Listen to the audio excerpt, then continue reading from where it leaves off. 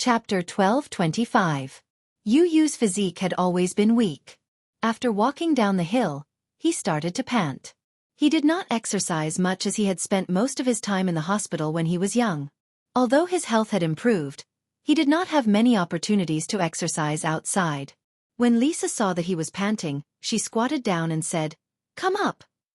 Yu Yu walked around her. "It's okay, I can walk on my own." Lisa did not say anything. She walked in front of him, blocked him, and carried him up in a princess carry. Yu Yu. Lisa was a head taller than Yu Yu, and her physique was also more muscular than his. Her arms were well-proportioned and beautiful, having been trained in over 100 battles.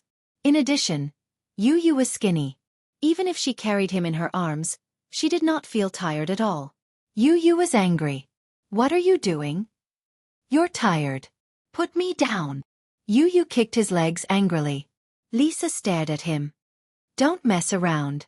Mu Yichen chuckled behind them. Yu Yu was even more annoyed. He glared at him. "What are you laughing at?" "Nothing." Mu Yichen held back his laughter and followed behind him. His eyes were gentle. The moonlight covered the ground with a layer of frost. The night was getting darker and the temperature suddenly dropped. The wind in the mountains was bone-chilling. When it blew on her body, it felt like a cold knife cutting into her bones.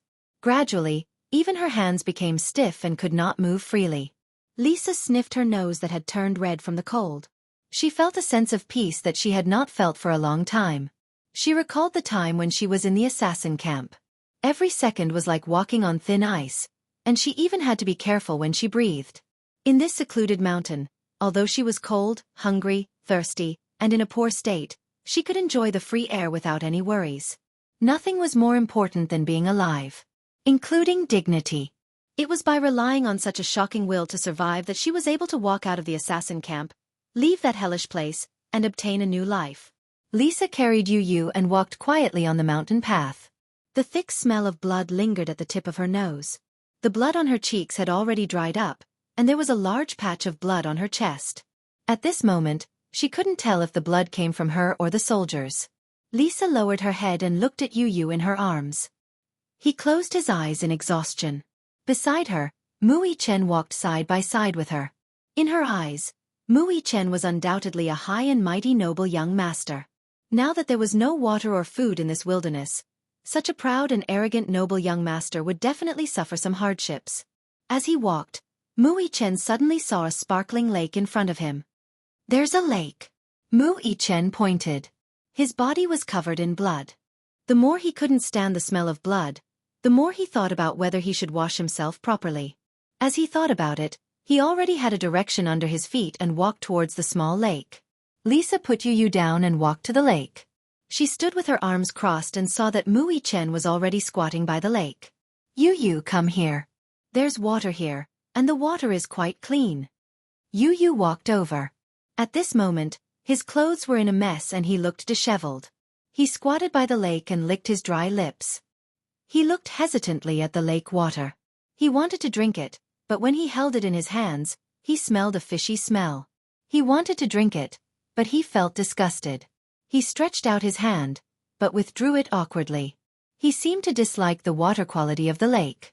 Chapter 12:26. Yu Yu had a serious obsession with cleanliness. He didn't know if the lake water in the wilderness was clean or not. He frowned in disgust. Mu Yichen explained, "It's not smelly. It's just that the water has a strong fishy smell. Fresh water that hasn't been filtered always has this smell." Yu Yu stretched out a finger solemnly. He wet the tip of his finger and brought it to his nose to smell it. Then he frowned deeply. His face was ashen and very ugly. He usually loved cleanliness and had never even drunk tap water before. How could he tolerate such a terrible water quality now? Lisa walked to the side of the lake and reached out to test the temperature of the water. Although the lake water was very cold, the temperature in the wilderness was already very cold. Therefore, compared to the lake water, her fingers felt a little warmer. She cupped her hands and took a big gulp of the water. The fishy smell of the water rippled in her mouth and it was hard to swallow. Gulp! Lisa forced herself to swallow it down. Her stomach suddenly felt nauseous and she almost vomited. She frowned and smacked her lips. With a bitter face, She forced herself to take another big gulp. It was very quiet in the wilderness. The sound of her drinking attracted Yu Yu's attention. He turned his head and saw that Lisa had actually drunk a few mouthfuls of water. His stomach felt even more nauseous. Mui Chen also drank a few mouthfuls of water. The strong fishy smell spread between his lips and teeth. He also almost vomited. It tasted terrible. The fishy smell was so strong that Mui Chen almost vomited. Yu Yu saw that the two of them were frowning and thought that the water must be very hard to swallow. Therefore he decided to give up. Lisa took off her outerwear and tore open her lapel. The bloodstains had already dried. Her clothes were tightly attached to her skin. She had to carefully separate them. Then, she dipped her hands in the lake water and washed the bloodstains on her face and chest. The cold lake water drenched her skin. The bone-chilling cold attacked her heart. It was as if even her blood had frozen. She couldn't help but gasp and her hands moved faster. Mui Chen watched as she calmly took off her clothes in front of him. Since he was young, he had been taught that there was a difference between men and women. Therefore, he couldn't help but frown deeply. He looked away unnaturally and his face was strangely red. When Lisa finished washing and raised her head, Yu Yu was already far away. He didn't force himself to drink the lake water. Even though he was thirsty and the lake water wasn't dirty, it was too hard to drink. Even if he was dying, he wouldn't drink it. Even if he died of thirst. On the way there, Yu Yu decided to rest while the girl went to catch 2 snakes. She skillfully separated the meat from the innards and carefully washed them a few times. She planned to start a bonfire to cook some game to warm her body. While she was gathering firewood, she saw Yu Yu trying to start a fire. She didn't know who misled him or if it was because this young master's experience in the wild was too pitiful.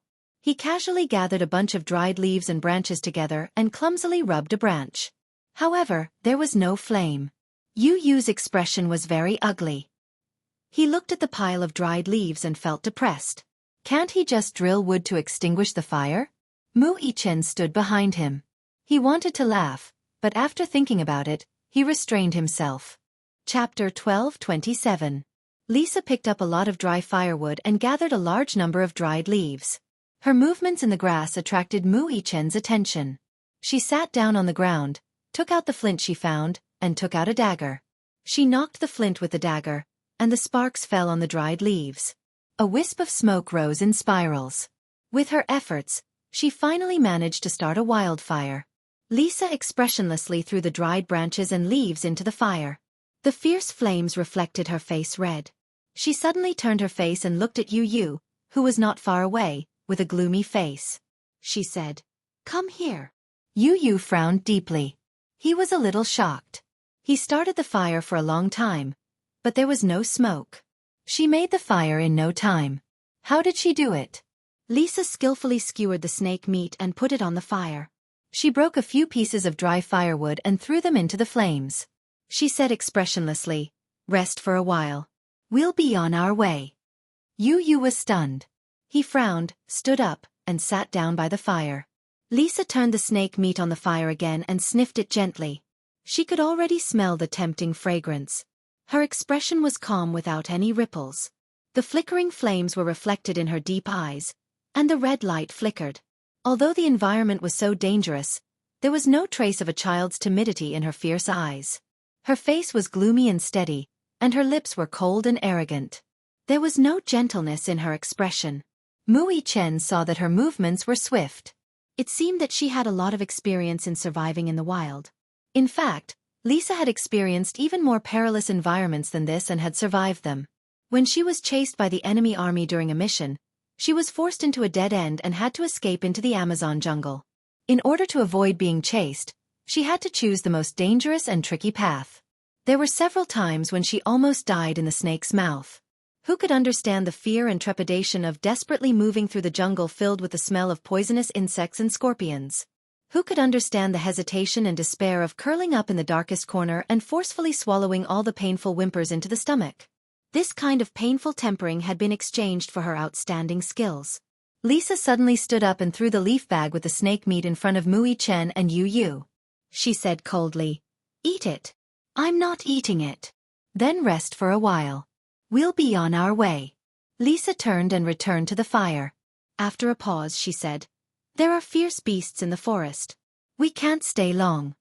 She was exhausted physically and mentally and physically. Camouflage of the night. The night wind in the mountain forest was sharp and bone-piercing. Wolf howls could be heard from afar from time to time. Looking from afar, it was a vast expanse of whiteness. Lisa furrowed her brows and looked at the distant horizon, her sharp eyes shining brightly. It was late into the night. The wind in the forest was cold and strong. Lisa hugged her knees and leaned against the stone wall. Her eyes were slightly closed and her body was tightly bent. The clothes on her body were too thin. If she wasn't leaning against the fire, she was afraid that she would have frozen. She didn't dare to sleep. She didn't even dare to close her eyes for a while. First of all, in the extreme cold, her body temperature would drop very quickly. She was afraid that if she slept like this, she would die. Second of all, the wilderness was too dangerous. How could she let down her guard when there were wild beasts? She had to bring Yu back safely. This was her mission. Chapter 12:28. The fire gradually extinguished, leaving only a few sparks. The firewood had been used up. Lisa curled up, her hands numb from the cold. She leaned against the stone wall to avoid the cold wind. A thin layer of ice seemed to have formed on her face. Every pore was frozen, and it was difficult for her to even blink. She rubbed her hands and exhaled as she looked up at the night sky. Yu leaned against Mui Chen and closed his eyes to rest. Mui Chen leaned against the stone wall. His jacket was the one that the scarred man had handed to him. When he put his hands into the pocket to warm them up, he touched something hard. He was secretly shocked and took it out. It was a photo. In the photo, a girl was standing in an amusement park. She had a bright and warm smile on her cute face. On the back was a man's handwriting. "Ruoshue, Daddy loves you." Was this his daughter? Mui Chen frowned slightly and put the photo back into the inner pocket over his heart. He turned around and glanced at Yu. At this moment, he was quietly leaning against him, his head resting on his shoulder. The wind lifted up his ink-black hair, brushing past his pale and thin face, entangling with his eyelashes. He looked a little weak, dispirited, and lifeless. He had to hurry. If he stayed here any longer, he might freeze to death in the wilderness. When the new sun slowly rose in the east, Lisa picked up a pile of leaves and carefully buried the traces of the dry fire.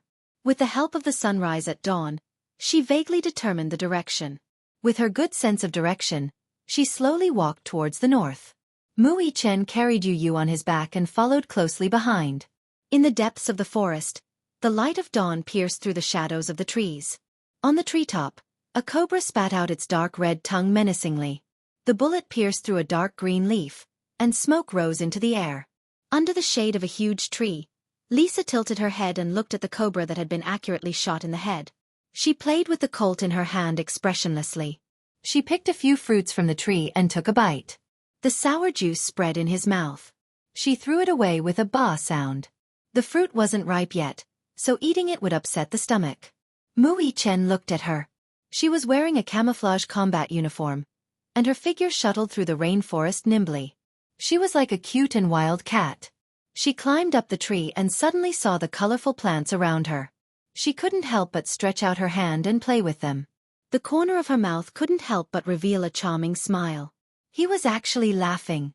Mui Chen's eyes glinted. He actually saw a rare smile on her face. She was so beautiful when she smiled. Lisa's face softened with the mystery of the East and the delicacy of European descent. When she didn't smile, she was noble and cold, like an insufferably arrogant queen who looked down on all living things. When she smiled, there was a hint of gentleness unique to Eastern women. Her eyebrows flowed with charm, charming all living things. The new sun slowly rose from the horizon. In the morning light, the depths of the forest were dark and damp. The smell of poisonous insects and wild beasts filled the forest, one after another. A poison dart frog was perched not far away. Its pair of dull eyes stared at the girl on the tree trunk. From time to time, its stomach would swell and it would let out a strange croak. Chapter 12:29. Lisa hugged the huge combat bag and climbed to a higher place. The smell of the wild was humid and pungent. Mist lingered around the lake. A spearhead viper was coiled on a branch, and its heavy weight made the branch droop. It seemed to have smelled something tempting. It raised its triangular head high, and its vertical pupils focused, gathering a bloodthirsty murderous aura. A dark streak of shadow rushed over. Lisa quickly waved her hand and grabbed the spearhead viper's throat. She raised her eyebrows slightly, as if she was very dissatisfied with its sneak attack. She reached out and stroked its head. The spearhead viper suddenly opened its bloody mouth, baring its sharp fangs. Lisa's cold eyes met with it. Her gaze narrowed, and her two hands tore the spearhead viper apart. Blood and flesh splattered on the ground, and the corpse was thrown heavily into the grass. A group of ants was ready to move, and they gathered around the body of the spearhead viper. She picked a few ripe wild fruits from the tree and handed them to Mui Chen and Yu Yu. Eat. Mui Chen glanced at her, and then took the fruit from her hand. He wiped the dew and mud on the fruit on his clothes, and took a bite. It was sour, bitter, and astringent. He frowned. Yu Yu also took a bite, and closed his eyes because of the sourness. The taste was really indescribable.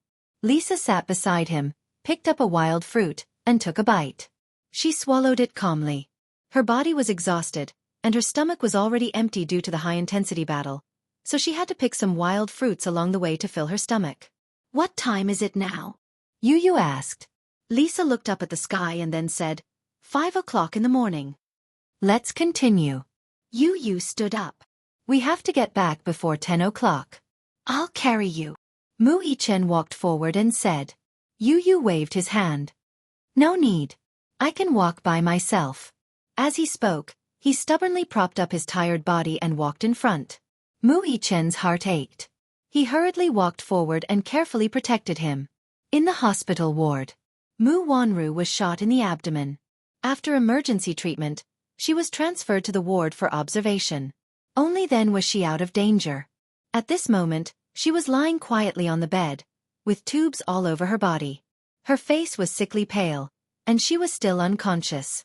At dawn, her eyelids trembled and she finally woke up. However, the moment he woke up and opened his eyes, he was shocked by a black shadow sitting on the edge of the bed. That black shadow sat silently by the bed with his back to the window. Against the light, she couldn't see his face at all. She could only feel the cold air emitting from his body. Mu Wanru screamed in shock, breaking the long silence in the ward. Ah! In the next second, the lights flickered and the ward lit up. Mu Lianjue's expressionless face came into view. When she finally saw who was sitting on the edge of the bed, her face twitched violently. She finally heaved a sigh of relief, but she was still frightened by his gloomy face. Her heart skipped a beat, and she felt a little suffocated. She did not know how long she had been unconscious, but when she finally passed the critical period and woke up in a daze, she could not help feeling nervous when she saw his gloomy face. What happened? Why did he look like this? What exactly happened? He coldly said, "Humph. You're finally awake." Chapter 12:30. Fortunately, Mui Chen was distracted for a split second and opened fire.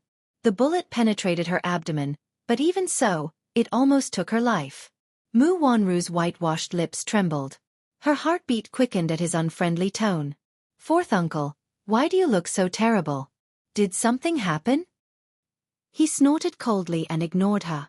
Just 2 hours ago, he received a report from his subordinate. The underground warehouse where the hostages were kept had been massacred by a mysterious troop. It was a bloodbath because only a few soldiers survived out of the 100-odd people. Even if they survived, their injuries were very serious. Some of them even lost their heartbeats on the way to the hospital before they could be rescued. The scene was a mess with blood flowing like a river. It was said that there were not many traces of a struggle. It could be said that the 100-odd people were wiped out in a second. As for the 2 hostages, they were naturally taken away and there was no news of them. Mu Lianjue was so angry that he almost had a heart attack. In a fit of rage, he scolded his subordinates harshly. He had sent 3 batches of troops to guard the place, but they were all taken away. He was so angry that he could not speak. Not long after, there was another piece of news. It was said that the 2 children got into a car and left first. There was no news of the 5 cars of troops sent to chase after them. They followed the tracks on the road and found signs of a car crash at a remote cliff. They speculated that it had been hit and fell off the cliff. It was hard to tell what had happened in the dark of the night. They only knew that the battle seemed to be fierce along the way, But the two children were nowhere to be seen. They had sent more men to continue tracking them, but there was still no sign of them. Mu Lianjue's usually calm face showed a rare hint of anxiety. He was burning with anxiety. These two children were the biggest bargaining chips in his hands. If he lost these two chess pieces, it could be said that he had lost everything. Life or death depended on a single thought.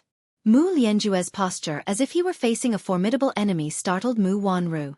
She leaned forward slightly and was about to ask him how things were going when the slight movement affected the wound on her abdomen, causing her to grimace in pain. However, he suddenly thought of something. Mu Wanru was startled, and her hand slowly moved to her lower abdomen. It was extremely flat. Moreover, the sharp pain from her stomach caused her expression to change drastically. What happened? She gently placed her palm on her abdomen, but she could no longer feel the new life jumping around. In the past, when she touched her belly, she could feel the little life inside. But now, it was like a dead pool of water, without any response. Where's the child? Could it be? Child. A look of panic suddenly flashed across Mu Wanru's face. She was so anxious that she couldn't sit still. Mu Lianjue glanced at her and knew what she was thinking. He expressionlessly asked, "Children? It's gone. The child is gone." Mu Wanru was stunned as if she had been struck by lightning. "Yes. Not only the child, but your womb has also been removed. In order to save her, the doctor had no choice but to remove her uterus. Of course, the child was miscarried." Mu Wanru's eyes widened in shock. Her whole face had a strange feeling of emptiness. It was so hard. It was so hard to get the chance to be a mother, but now it was gone. Chapter 1231. Ha ha, ha. She suddenly let out a few dry laughs. In her lifeless eyes, there was a bit of grief, a bit of sorrow, but more than that, there was a boundless darkness. As she laughed, her laughter turned into sobs. She clutched her clothes tightly as bean-sized tears rolled down her cheeks uncontrollably. For some reason, when Mu Wanru found out that the child in her womb was gone, her heart sank. When she first found out that she was pregnant, she hated the new life in her womb so much that she could not wait for it to disappear without a trace. She did not like this child. Because this child could not bring her any benefits, she hated this new life that came out of nowhere. However, for the past 2 months, she could feel that the little life in her womb was growing tenaciously. How magical was this? Subconsciously, a trace of maternal instinct was awakened. She was no longer thinking of strangling this miracle of life in her belly. She wanted to give birth to this child and keep it. She wanted to keep her and Aaron's bloodline and raise them. At that time, she suddenly realized that she more or less had some feelings for Aaron. At least, after Aaron was assassinated by Mu Lianjue, she hid under the blanket and cried bitterly for a few nights because of this matter. Now that she found out that the child was gone, she felt as if all the strength in her body had been sucked out. All of a sudden, she understood how Yun Shishir felt. The child in her womb had once stimulated her maternal instinct. However, the moment she lost her child, that heart-wrenching pain made her instantly understand what kind of state Yun Shishir was in as a mother. It must be very painful. It must be even more painful than her. She finally understood what it was like to be a mother. Sometimes people could be so cheap. When they had it, they did not know how to cherish it. Once they lost it, they regretted it. When they wanted to cherish it, there was no chance at all. Why? Why do you care about that bastard in your womb? Mu Lianjue sneered as soon as he said that. Haven't you always wanted to abort this child? This time, your wish is granted. Mu Wanru lowered her head and looked at her flat stomach in disbelief. Her pale face was as if it had been brushed with a layer of white powder. She widened her eyes without blinking and a few drops of tears fell in a daze. Aaron's gentle words suddenly rang in her ears. Come with me. I'll bring you far away from all this trouble. Memories flashed before her eyes like a revolving lantern. She opened her eyes. Aaron seemed to be standing in front of her and slowly spreading his palm to her. Don't worry. I'll work very hard to earn money to support the family. Wanru, the child in your womb is our child. I'm willing to acknowledge it. I'm. Deep in my heart, What about you? Are you willing to give birth to him? Chapter 1232. Wanru, I love you with all my heart. Although I can't give you wealth, I'll work hard and use my hands to create a stable life for you. Wanru, I love you with all my heart and have never changed. For you, I entered the Moo group. For you, I've done so many evil things for you, but now you're leaving me. Wanru, is your heart so hard? Erin's affectionate eyes were still lingering in front of her. However, in the next second, the scene of him falling to the wall and dying after being shot flashed across her mind. She suddenly broke down and covered her eyes, wailing loudly. Ah! Don't die! A voice in her heart screamed in despair. Erin, don't die! Don't leave me! She curled her body into a ball all of a sudden and started crying in despair and helplessness. Only now did she suddenly realize that she was wrong. So completely wrong. She should not have pushed him away back then. She should have listened to him then. She did not want wealth, nor did she want to worry about food and clothing. She really did not want to live such a frightening life anymore. Looking back, her life was neither long nor short, but it seemed that Alan was the only one who truly loved her and protected her without any complaints or regrets. When they were at the welfare center, the children loved her because she shared her snacks and clothes with them. When they returned to the Moo family, Mu Xing doted on her because she had stolen Yun Shusher's identity. All along, she had been an imposter. If not for this identity, why would he dote on her so much? Erin, on the other hand, was willing to sacrifice silently for her. He even wanted to bring her far away from trouble and escape far away. At that time he said to her, I'll bring you away. Let's leave this place and live an ordinary life. Even if we don't have great wealth, I'll do my best for your happiness. However, she missed out on such a man who was so devoted to her. At that time, she was greedy for wealth and glory. At that point, she had nowhere to retreat and could not let go. She was indignant, so she did not listen to his advice at all. With so many opportunities, she was perhaps only one step away from happiness. What about now? She was so tired. So tired. All the time. He was trembling with fear and trepidation. She didn't want to live like this anymore. But now, it was too late for regrets. There was no medicine for regret in this world, nor was there a second chance. She didn't know what kind of life awaited her. Did Mu Sheng see through her identity? Knowing that she had colluded with Mu Lianjue to poison his medicine and kept the truth from him for years, he must hate her. She was more afraid that he would be disappointed in her than hate her. Mu Sheng had always treated her as his own daughter, yet she had plotted against him out of greed for wealth and glory. God, she was really ruthless. Now, she really felt like she had fallen into a bottomless abyss. The child was gone, and her life was in Mu Lianjue's hands. Her life was in danger. She suddenly yearned for an ordinary life. Even if she didn't have power or wealth, if she could have a man who loved her and a warm little family, it seemed so extravagant to her now. She clearly had a chance. She also once had a man who loved her deeply without any complaints or regrets. Chapter 1233. Initially, when the child was still around, she still had a sliver of hope in her heart. However, when she learned that she had lost her child with Alan, her heart seemed to have been torn open with a bloody hole, and she fell into the endless darkness. Mu Wanru was filled with regret. Clutching her aching heart, she cried heartbreakingly.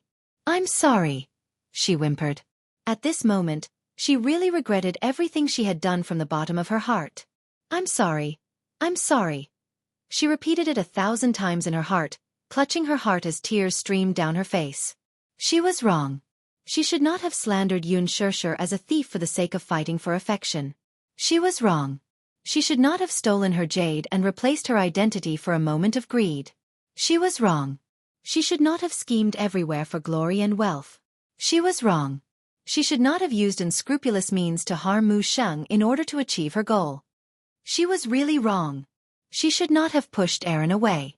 That man who loved and protected her with his life. That man who appeared in her life and once revered her as a treasure. Woo woo woo woo. Mu Wanru wailed at the top of her lungs. Having lost her flesh and blood, she was instantly disheartened. It was as if her entire life was bleak. Even breathing was so tiring. Mu Lianjue was frustrated. What are you crying for? What's there to cry for? Didn't you always not want this child? Isn't it just as you wished now? Mu Wanru looked up with reddened eyes. Her lips trembled violently as she shook her head, unable to utter a coherent sentence. Woo woo woo. She only cared about crying. She was so sad that she was like an orphan abandoned by the world. Mu Lianjue was so upset that his phone rang at the wrong time. He stood up abruptly and said, "Useless B*TCH, do you know that you only know how to cry? My plan has been ruined by you." "What? Those 2 children have been kidnapped." Mu Lianjue paused and looked at her with sharp eyes. "Mu Wanru, oh Mu Wanru, my great cause has been ruined by you." Mu Wanru was stunned, but it was as if something had suddenly burst out from her heart. Her face paled, and she smiled miserably in relief. Hee hee, hee hee, hee hee. Lunatic. Mu Lianjue swung his arm and left. Mu Wanru looked out of the window expressionlessly. There seemed to be something burning in her heart, turning into a pile of withered ashes. There was no trace of life on her face. "Alan, I was wrong." Her eyes were empty as she muttered, "What glory and wealth? It's all fake, all fake. Only you are real. So can you come back? Come back and accompany me, okay? I'm all alone now. The child is gone. You're gone too. What do I have left? I should have left with you back then. I should have gone far away with you. Away from all these troubles. Why was I so foolish back then? What's so good about glory and wealth?" Memories flew. When they first met in university, Alan stood in front of her with his head lowered and a hint of shyness on his face. "Hello, I'm Hany Min." Hany Min was his name. During her 4 years in university, he had always been by her side silently, protecting her without making a sound. Perhaps in his world, it was just as he said. Being by her side was the happiest thing in his life. Chapter 1234. After graduation, she joined Dishing Financial Group and became the head of the Human Resources Department. He also joined Mu Group and became Mu Yaja's special assistant. All this time, he only had eyes for her. Why was this man so stupid? Mu Wanru suddenly sat up straight and looked out of the window. It was dawn, and the sun was rising from the east. However, her heart was still trapped in the darkness and could not wake up. Her heart was really dead. There was no more life in it. Mu Wanru lowered her head with empty eyes. The tears in her eyes seemed to have dried up, and not a single drop would flow out. She suddenly became ruthless and pulled off the tubes, needles, and respirators on her body. Then, she turned over and got off the bed. It was as if she could no longer feel pain. Even if her wound was affected and blood seeped out and flowed down her clothes all the way to her thighs, she seemed to be numb and could no longer feel the pain from her body. Mu Wanru stumbled a few steps and her body swayed. She supported herself against the wall and slowly walked toward the washroom. She walked into the washroom and looked at the mirror. She looked haggard and disheveled. Especially her eyes. There was no color of life in them. At that moment, she actually had some illusions in front of her eyes. In the mirror, Alan and her were facing each other. The tenderness on his handsome face almost made her fall into it. "Wanru, come with me, okay? Let's go far away together and live a happy and ordinary life." "Okay. Is that okay? Is that okay?" he asked gently over and over again. Mu Wanru's tears fell. She could not help but reach out to him. When her fingertips touched the mirror, it was as if she could feel the warmth of his hand. "Okay." Mu Wanru smiled sweetly. Her eyes were so gentle that it seemed as if tears were about to drip out. She suddenly put her face against the mirror longingly as if she was snuggling in his arms. Her weak voice could not help but murmur, "Alan, I was wrong.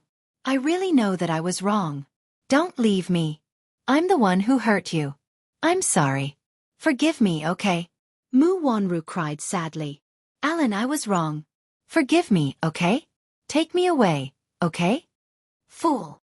Alan smiled, his handsome eyes overflowing with soft light. "Give me your hand, I'll take you away."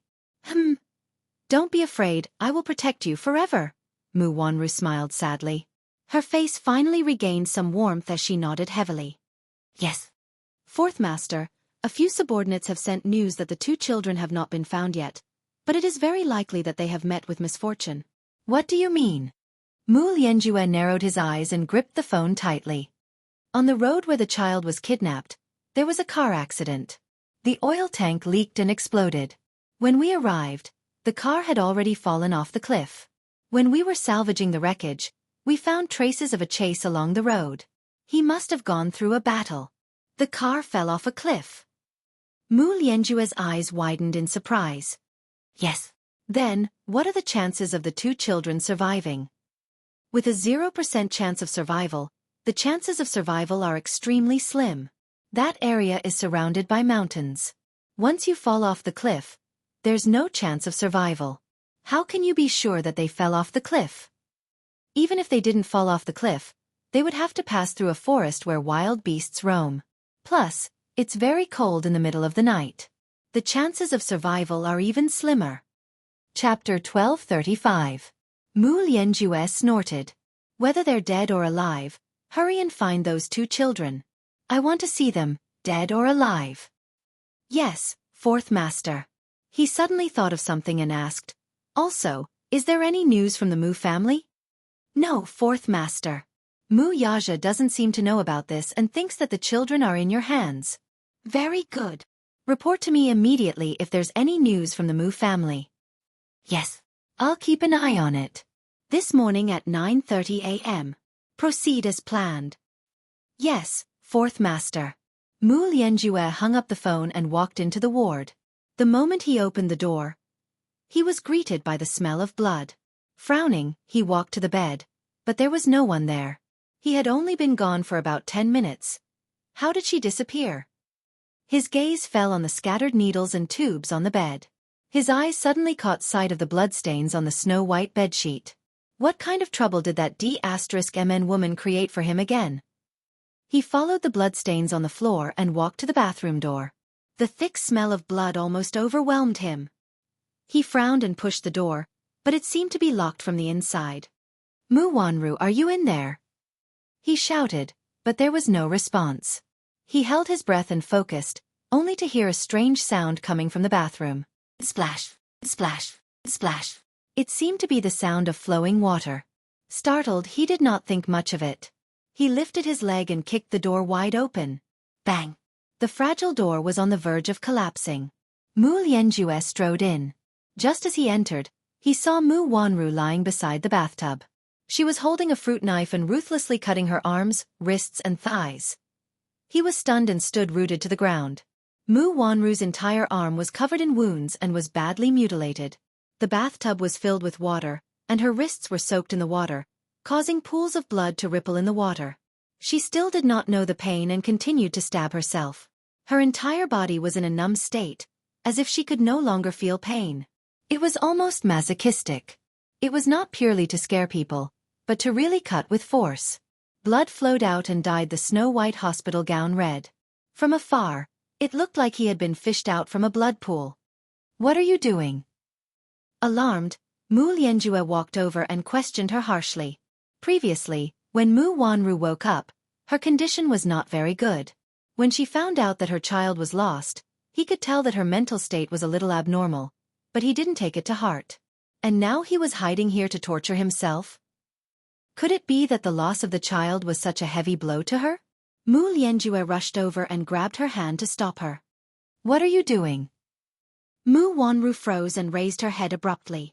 The moment her empty eyes saw him, they were instantly tainted with a hint of viciousness and viciousness. It's you! Oh! Her sudden roar made him confused. What do you mean? Chapter 1236. Mu Lianjue had been in the military when he was young.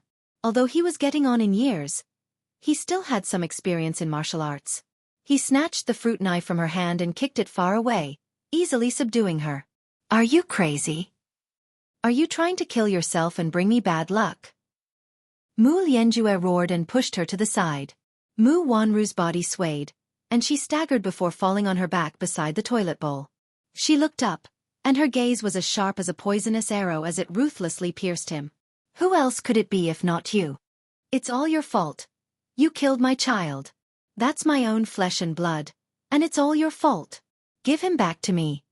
Give him back to me. Mu Wanru screamed at him at the top of her lungs. She got up from the floor like a madwoman and pounced on him again with bared fangs and brandished claws. He gave her a slap, but she did not seem to feel pain at all. Like a malicious spirit that had crawled out of hell, she pounced on him. You lunatic! Mu Lianjue gripped her hand tightly. His eyes narrowed dangerously. Mu Wanru, don't play the fool here. I won't fall for your tricks. You ruined all my plans, And I haven't settled the score with you yet. Why? Do you think that I won't do anything to you if you play the fool? He paused for a moment before saying coldly, Besides, am I the one who killed your child? No. You'd better get to the bottom of this. Who is the one who killed your child? Mu Wanru smiled sinisterly like a vengeful spirit. Who else could it be if not you? If not you, who else could it be? Have you forgotten? His face was sullen. It's Mui Chen. If he didn't shoot you, you wouldn't have been able to save your child. To be precise, it's Mui Chen who killed your child. Do you understand? Mui Chen, it's him, it's Mui Chen. Mu Wanru stared blankly and muttered like a madwoman. Mui Chen, it's him who killed my child, it's him. She suddenly grabbed her hair with a ferocious expression and pulled it hard. It's him. He killed my child. Ha ha ha. I want him to pay with his life. I want him to pay with his life. The medical team rushed over. As soon as the nurse went up to her, Mu Wanru scratched her with her hand. Unexpectedly, she scratched the nurse's face. Don't come over. Don't touch me.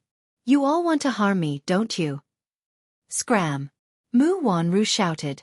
She looked like she had lost her mind, as if she had gone crazy. Everyone looked at each other. They knew that Mu Wanru must have suffered a huge blow from losing her child, which caused her to fall into a deranged state. They had to stabilize the patient's emotions first before proceeding with further treatment. When the nurse brought over a stun baton, everyone pounced on her and held her by the shoulders to control her. Mu Wanru was still struggling, her hands flailing wildly. A doctor walked over and took out the stun baton. She shuddered violently and convulsed all over before collapsing to the ground. Before she fainted, she still gritted her teeth and muttered, Mui Chen, it's you, it's you, it's you. Mu Wanru was then transferred to the emergency room for rescue. After this farce, Mu Lianjue only felt unlucky. He cursed and ordered, Watch her carefully. With that he left. Chapter 1237. At dawn, the sun rose from the east. In the rainforest, the dew was heavy, and the cold moisture invaded his body. Yu felt that his joints were stiff and cold. From time to time, the howls of wild beasts could be heard in the forest. Mu Chen held a dagger in one hand and a torch in the other. He walked in front to explore the path and cut off the vines that obstructed their path. Lisa walked at the back and looked around vigilantly from time to time. Mu Chen muttered, How much longer until we can leave this place? It's not far. Yu felt a little weak. He was so tired that he felt like he was going to collapse at any time. He had not rested well for 2 days and 2 nights. He had overdrawn his strength for a long time and had not eaten or drunk anything for a day and night. He was hungry and cold. His physical condition had hit rock bottom. Mu Chen comforted him. Soon we can leave this place soon. Yu suddenly stopped in his tracks. His breathing was a little rapid. Lisa walked forward and carried him on her back without a word. Yu was stubborn. He was reluctant at first, but now that he was exhausted, he did not have any strength left to struggle. He did not struggle too much and simply let her carry him. Thank you. He lowered his voice and said awkwardly. Lisa said expressionlessly, You're my master. In other words, it was her responsibility to protect him. It was also her job. Yu pursed his lips. This girl was really stubborn. She was like a cold machine that meticulously followed the program settings and did not know fatigue. Did she not feel tired? The 3 of them shuttled through the forest. Although Lisa carried Yu on her back, she was physically strong. She was wearing a combat uniform that was filled with lead. She was much heavier than Yu and Xiao Chen combined. Therefore, she did not feel tired. On the other hand, Xiao Chen's footsteps gradually slowed down, perhaps because he was injured. At this moment, there was a sudden rustling sound coming from the forest ahead. Mu Chen was startled and somewhat frightened by the sound. Just as he was about to step forward to investigate, Lisa suddenly stopped him and shushed him, indicating that he should not act rashly. In the silence, in the dark forest, 2 pairs of yellow and sharp eyes suddenly flashed slightly in the dense bushes. Then, 2 creatures that looked similar to wolves and dogs slowly walked out from the dense forest. 2 pairs of sharp eyes stared at them like tigers eyeing their prey. What is this? Mu Chen could not help but feel suffocated. Lisa narrowed her eyes. After examining the 2 creatures in front of her, she suddenly said, Wolves! Wolf! Mu Chen was secretly frightened. They seemed to have encountered a situation that they did not want to happen. Yu also frowned and sized them up. However, he said, "No, they are something fiercer than wolves." He had read about them in the animal encyclopedia before. They were definitely not wolves. Lisa frowned slightly. When she heard this, she could not help but take a small step back. Yu added in a deep voice behind her, "These are two jackals." Jackals. There was an idiom called jackals, wolves, tigers, and leopards. Thus, it was obvious that jackals and wolves were ferocious. Usually, they hunted in pairs, which was very rare among wild beasts. In fact, there were always some people who confused jackals and wolves. In fact, jackals and wolves were not wolves. They were much smaller than wolves. Chapter 1238. They usually hunted in groups and were very alert.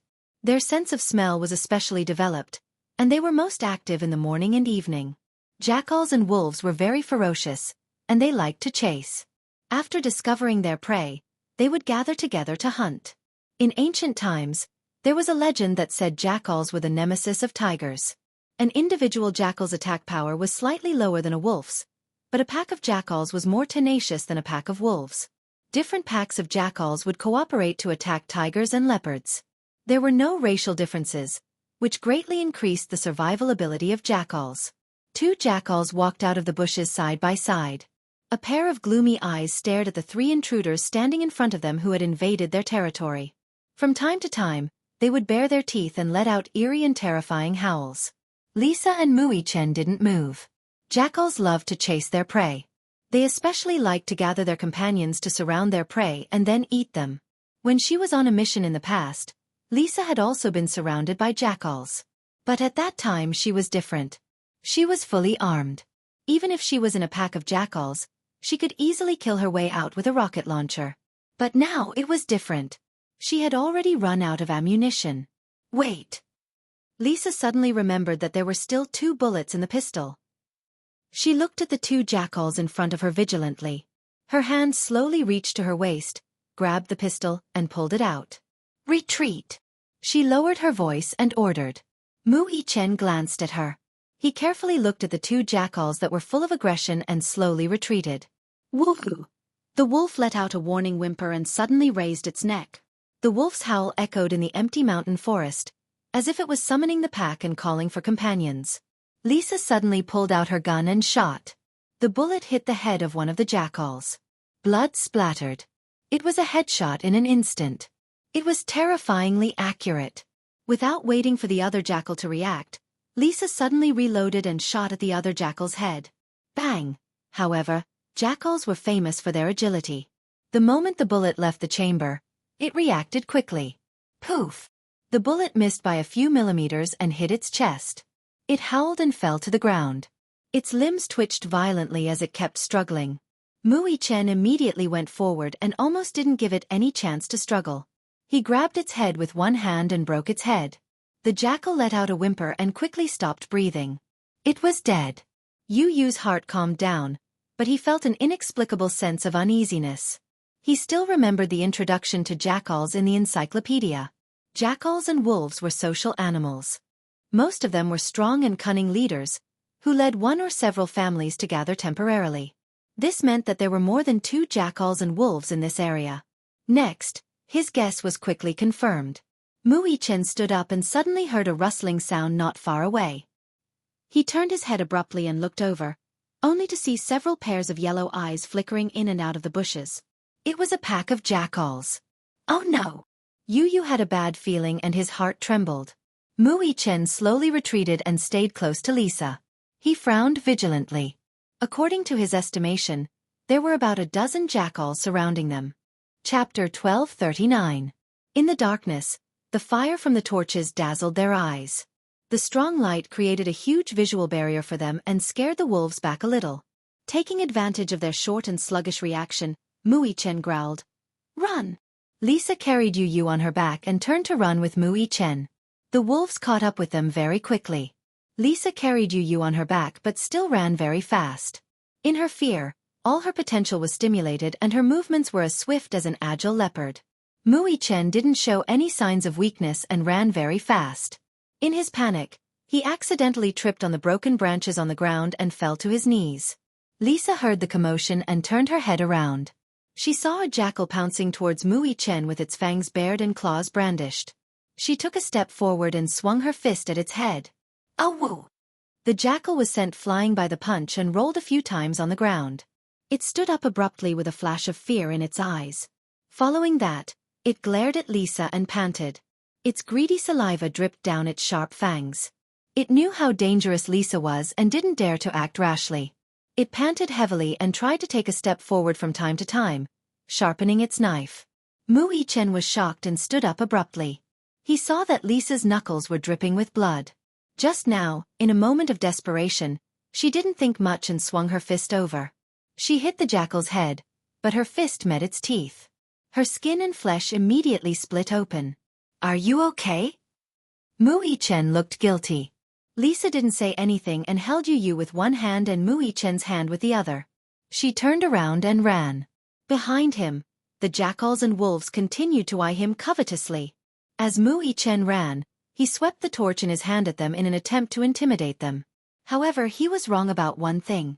Wild beasts were afraid of fire, but the fire they were afraid of was the kind that spread over a large area and spread quickly. The torches in people's hands did not have much of an effect on them. If the animals are determined to attack you, the torch itself is useless. Sometimes the animals feel threatened and take measures to fight back. For example, if you hold a torch at night, you are more likely to be attacked by poisonous snakes in the grass. Therefore, the jackals were not afraid of the torch in his hand. Or perhaps, they were really hungry and had a strong desire to attack. Yu lowered his head and looked at Lisa's hand. It was covered in blood. He could not help but frown. Lisa ran as fast as she could, but no matter how fast she was, she couldn't match the speed of the jackals. A jackal pounced on her and pushed her to the ground. Yu was thrown to the side. Mui Chen hurriedly reached out and grabbed his hand. However, in the next second, Yu felt the ground under his feet sink in. It was a trap. He shouted in his heart, but it was too late. His whole body fell down. Mui Chen held his arm tightly, but he couldn't withstand the weight of his falling body. The two of them rolled down the hole together. Lisa was shocked when she saw this. The jackal that pounced on her pressed down on her shoulders with its paws. Its stinky breath assaulted her nostrils and its saliva dripped onto her face.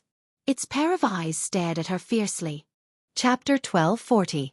She gripped its neck tightly, grabbed its upper and lower jaws, and twisted it with all her might. The jackal howled in pain and struggled to get away from her. Lisa stood up while panting heavily. She pulled out a machete from her waist belt and glanced warily at the pack of wolves that surrounded her. A jackal that was standing at the head of the pack suddenly pounced on her. She held the machete in her hand and swung it fiercely, piercing through its throat. Perhaps this scene was enough to intimidate the pack of wolves behind her. They were frightened by her violent actions and retreated a few steps. Their bloodshot eyes were filled with fear. Lisa walked over and choked the throat of the wolf that she had just pierced through. She raised the Malaysian saber in her hand high up and beheaded it with a single stroke. Then, she kicked its head into the pack of wolves. The pack of wolves let out sorrowful and frightened howls. This jackal was their leader. Now that the pack of wolves had lost their leader, they naturally lost their will to fight. In the blink of an eye, they scattered like birds. Lisa walked to the entrance of the cave, picked up the flashlight, and shone it into the cave. It was dark and cold in the cave. Yu raised his head in a sorry state. He propped himself up with both arms and groped around. Then, he heard a creaking sound and felt a sharp pain in his arm. His face instantly contorted in pain. He groaned a few times and struggled to pull his arm out. It was caught by a trap. The sharp teeth had bitten into his flesh. Fortunately, the trap was not big, so the wound was not very serious. Yu took a few deep breaths. His other hand groped around in the darkness and finally touched a cold arm.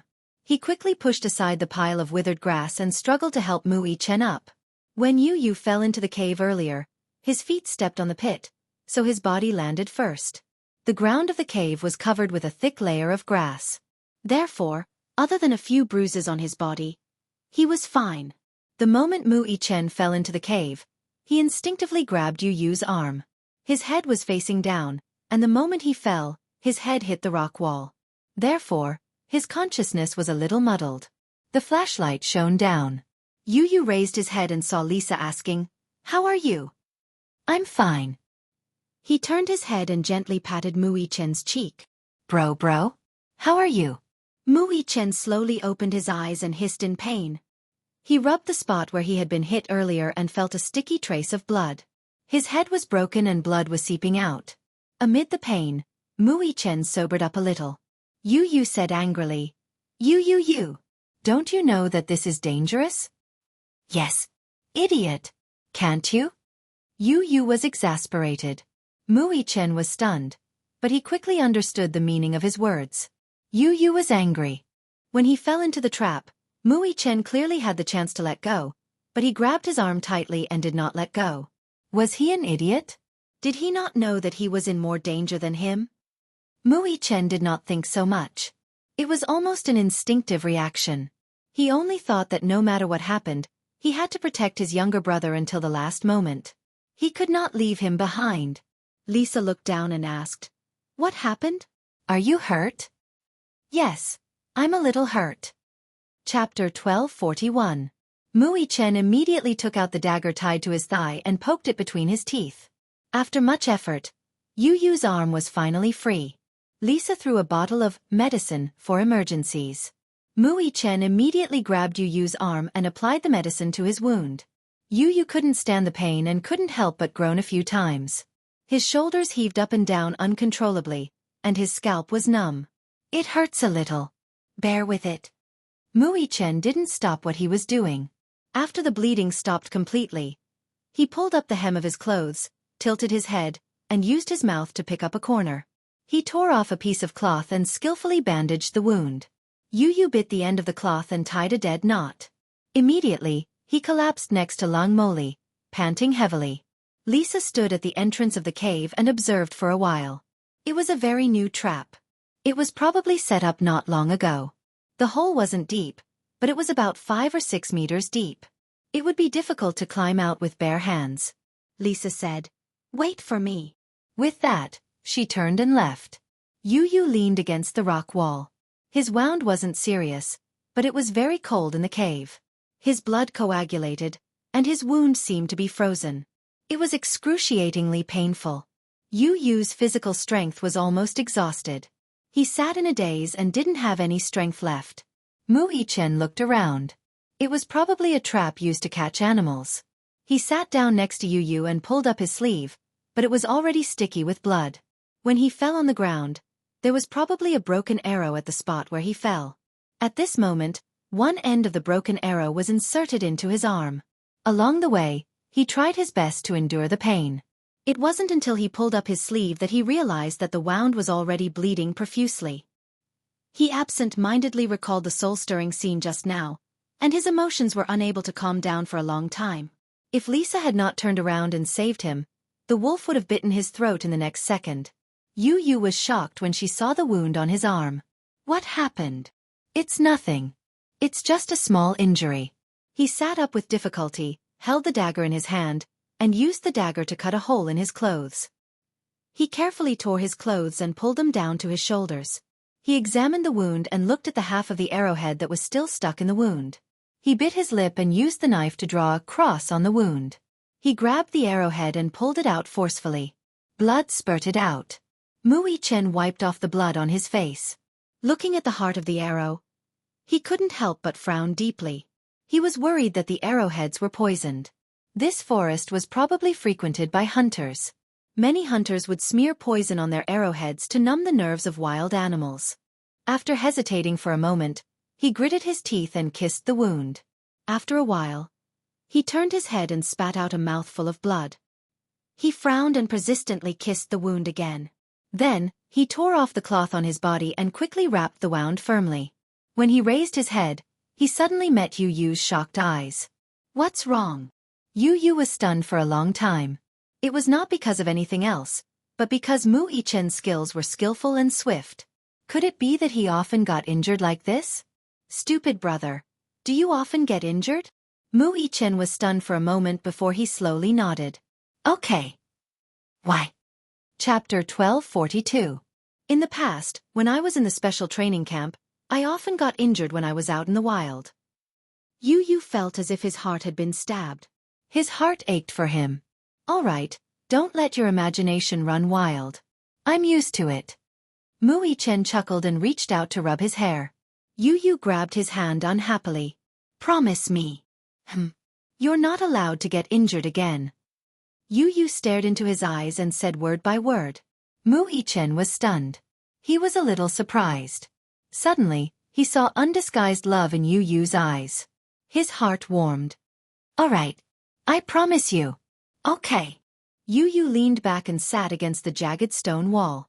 His back was rubbed against the uneven stone wall. He adjusted the angle of his back and felt better. He was a little tired. He took the opportunity to rest and recuperate.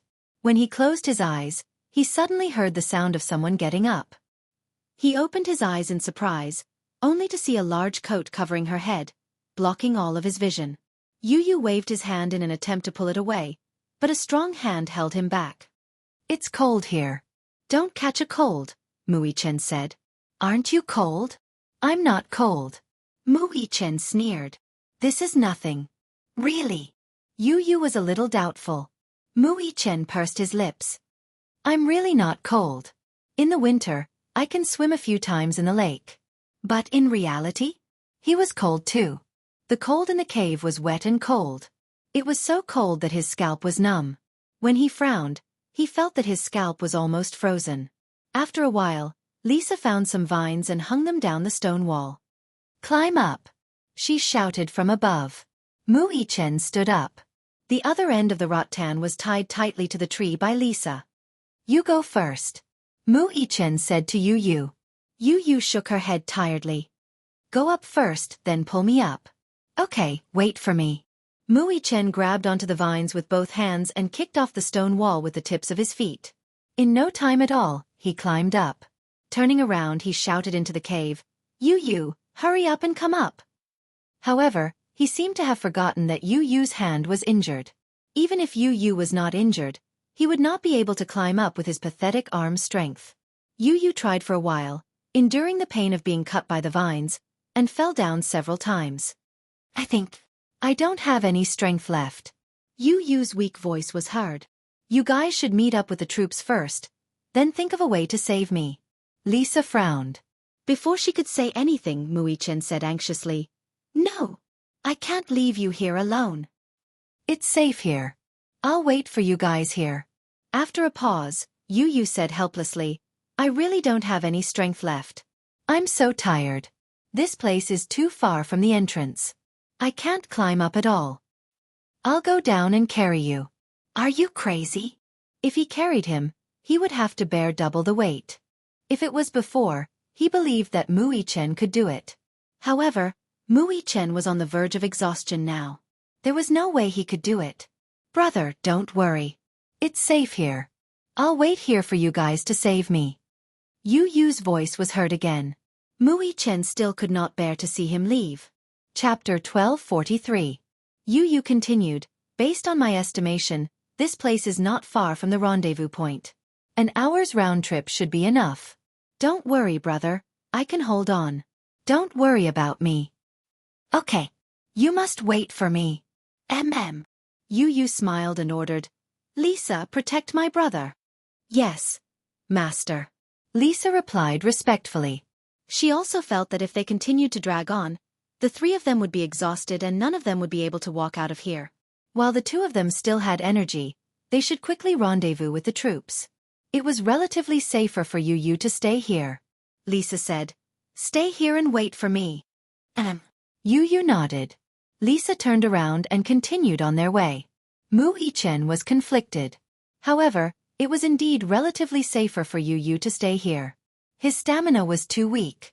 Mui Chen also knew that Lisa and he were on the verge of exhaustion. If they met with any accidents along the way, they would not be able to attend to them. Therefore, he gritted his teeth and looked at Yu Yu deeply before he turned around and followed them. Yu Yu closed his eyes and rested. At this moment, he was extremely exhausted. He knew his body's condition very well. It would be extremely difficult for him to stay here and wait for them, let alone follow them on their journey. However, no matter how slim the hope was, as long as he had a little bit of energy left, He would persevere until the very last moment. Yu Yu wrapped himself in the jacket that Mu Chen had left for him. The cave was cold and damp, and it was almost overwhelming. He felt that all the blood in his body seemed to have solidified, so much so that it was difficult for it to flow. Every blood capillary on his cheeks was frozen, and even the slightest change in expression made his face feel numb. He touched his face and thought that there was a layer of ice on his face. Yu Yu tried her best to keep her eyes open. She was tired and sleepy. When she was freezing, she couldn't help but curl up into a ball like a fragile shrimp in a corner. However, she couldn't resist the cold.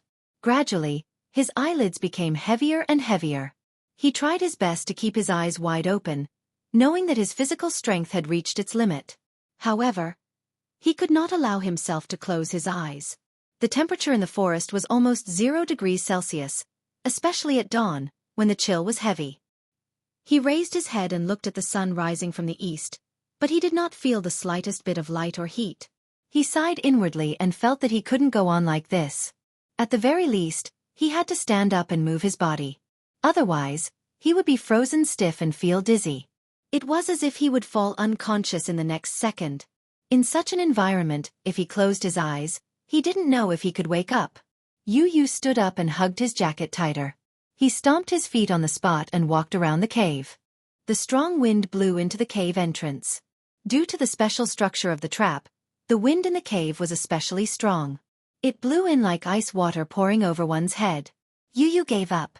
After careful consideration, he decided to find a place where he could shelter himself from the wind for the time being. He found a corner and sat down. He raised his head and looked at the sky in a daze. At this moment, the sky was already slightly bright. Where were Xiao Chen and Lisa now? Chapter 1244. His back was leaning against the rock wall, which was craggy and jagged. When he fell, his back had hit the sharpest part of the rock. He reckoned that it was because he had lost some weight. His back was stained with dew, and it was painful and itchy. It was as if countless ants were gnawing on his wound. He had not eaten or drunk anything for a day and a night. His throat was almost smoking from coughing. All the bad things had come together to form a hopeless situation. Yu Yu buried his face in his arms, full of hope. When he opened his eyes and looked up again, Xiao Chen had already reached out to him from inside the cave. After passing through a large forest, there was a road that was several kilometers long. Xiao Chen and Lisa ran and stopped on the road one after another. They tried their best to establish contact with the troops in the shortest time possible. At this time, the sun was slowly rising from the horizon. Although it was early in the morning, the temperature could not reach them, but it still drove away some of the coldness and brought about a rare warmth. Xiao Chen's footsteps became heavier and heavier. He was in a state of overload and could collapse at any moment. His condition was worse than Yun Tianyou's. He was covered in injuries. Some of them were not treated in time and were already inflamed, causing excruciating pain. Even so, he didn't slow down at all. That was because Yu Yu was still waiting for him. A minute later meant a minute more danger. Lisa looked at his stiff and forbearing expression, and knew that he was enduring the pain on his body. "I'll carry you," she said. Mu Chen looked at her in surprise, but he quickly hid the surprise in his eyes and coldly said, "No." She had always respected the strong. In her eyes, Mu Chen's willpower was shockingly strong, so her impression of him changed somewhat. Mu Chen's throat was extremely dry. Suddenly, his legs gave way and he fell to the ground. Lisa immediately walked over and reached out to help him. Mu Chen did not reach out his hand though. His shoulders were heaving violently, and his breathing was rapid. Despite his efforts to restrain himself, his whole body was strangely stiff. Mu Chen gritted his teeth and slowly stretched his body. He took a deep breath of cold air and tried to push himself up from the ground with his hand on the wall. However, when he half knelt on one knee and propped his upper body up, his vision turned black. He felt dizzy and his back was instantly covered in cold sweat. Lisa reached out to touch his forehead and was shocked to find that he had a fever. Beads of cold sweat the size of beans on his forehead and flowed down. Mu Chen opened his eyes. His face was ghastly pale without a trace of blood. Lisa knelt on one knee on the ground and gently wiped away the cold sweat on his face. She had already guessed that the wounds on his body must have been infected. Coupled with the exhaustion of his physical strength throughout the night, this led to the fever. However, She didn't have any more medicine on her. Is it serious? She knitted her brows and asked with concern. Yu had already told her to protect him, so at this moment, it was her duty to protect him. Mui Chen bit his lips and shook his head. It's fine. As he spoke, another bean-sized bead of cold sweat rolled down his face. No matter how strong he was, his body could not deceive her eyes. Chapter 1245. When he opened his eyes again, Mui Chen felt that the dizziness had subsided a little. He thought that his physical strength had reached its limit. He became more anxious. There was a deep sense of helplessness. How good would it be if he was a Superman? However, he was not. At that moment, he was extremely frustrated with himself for being powerless. He could not even protect his younger brother. He was so angry at himself that he could not help but punch the ground. His knuckles were bleeding. What are you doing? Lisa held his fist tightly. This idiot. Did he think that his injuries were not serious enough? Mui Chen reached out to wipe the cold sweat off his face. He struggled to stand up. His body swayed, and his vision turned black again. His body fell forward heavily. Lisa immediately went forward and supported his center of gravity. As soon as she touched his skin, she felt a chill that seeped into her heart. The temperature of his skin was frighteningly cold. It was as if it could penetrate her clothes and freeze her blood. His clothes were all wet. Some of it was blood, while others were wet from the dew as they passed through the forest. Along the way, he had been trying to be brave. He endured his exhaustion and forced himself to walk so far. At that moment, he no longer had any energy left. Despite his physical condition, he still insisted on carrying Yu. His willpower was extraordinarily tenacious. Lisa carried him on her back. Mui Chen was half a head taller than Yu. Hence, he was heavier than Yu. Lisa did not have much energy left. If it was in her usual state, Mui Chen's weight was nothing. However, at that moment, her body swayed and she almost collapsed. Mui Chen's head rested weakly on her shoulder. His rapid breathing blew into her ears. She could still feel his strong and rapid heartbeat. Thump, thump, thump. It was scorching hot. She supported him with all her strength and stepped on the road again. On the mountain road, the wind was biting cold. She was drenched in sweat, and when the wind blew, she felt both wet and cold. Mui Chen's mind was in a mess. When he opened his eyes in a daze, he felt that he was being carried on someone's back. He looked down and saw Lisa's determined face. The cold wind brushed past her hair. Her messy hair intertwined with her thick and long eyelashes. Observing the side of her face from a close distance, he discovered that this girl had a face that could make people think she was a celestial being. She had a special temperament. She clearly looked so cold and arrogant, as if there was not a trace of smoke or fire on her body. The blood flowing in her body had long condensed into snow, and her bones had been cast into ice. However, one could not help but feel sorry for her. She clearly looked very unapproachable, distant, cold, and unapproachable. However, he couldn't help but feel a sense of closeness. After a long night of trekking, Lisa gradually felt that her head was heavy and her feet were light. She was not really a war machine. She was made of flesh and blood. Even living people had their limits. Hence, she could not help but slow down.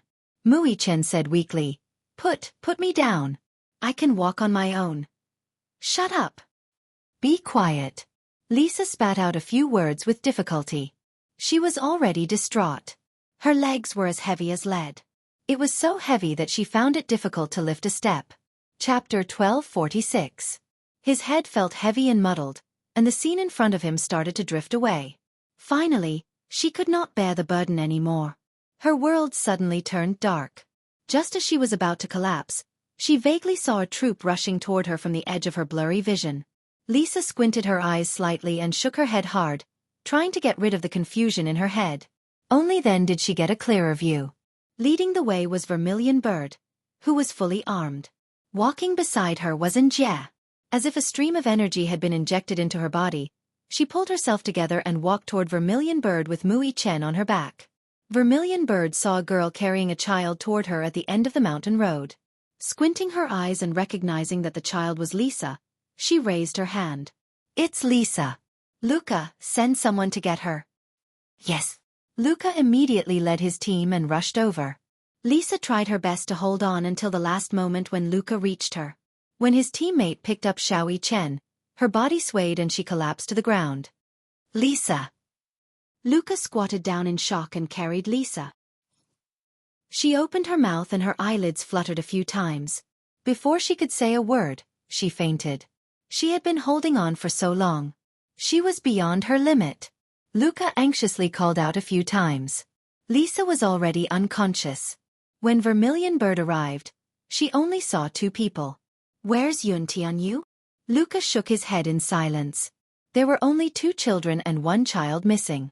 She frowned and put on her headset. Command Center. This is Vermilion Bird. Please send Yun Tianyu's location. Yes. The temporary command center immediately sent the location information to her laptop.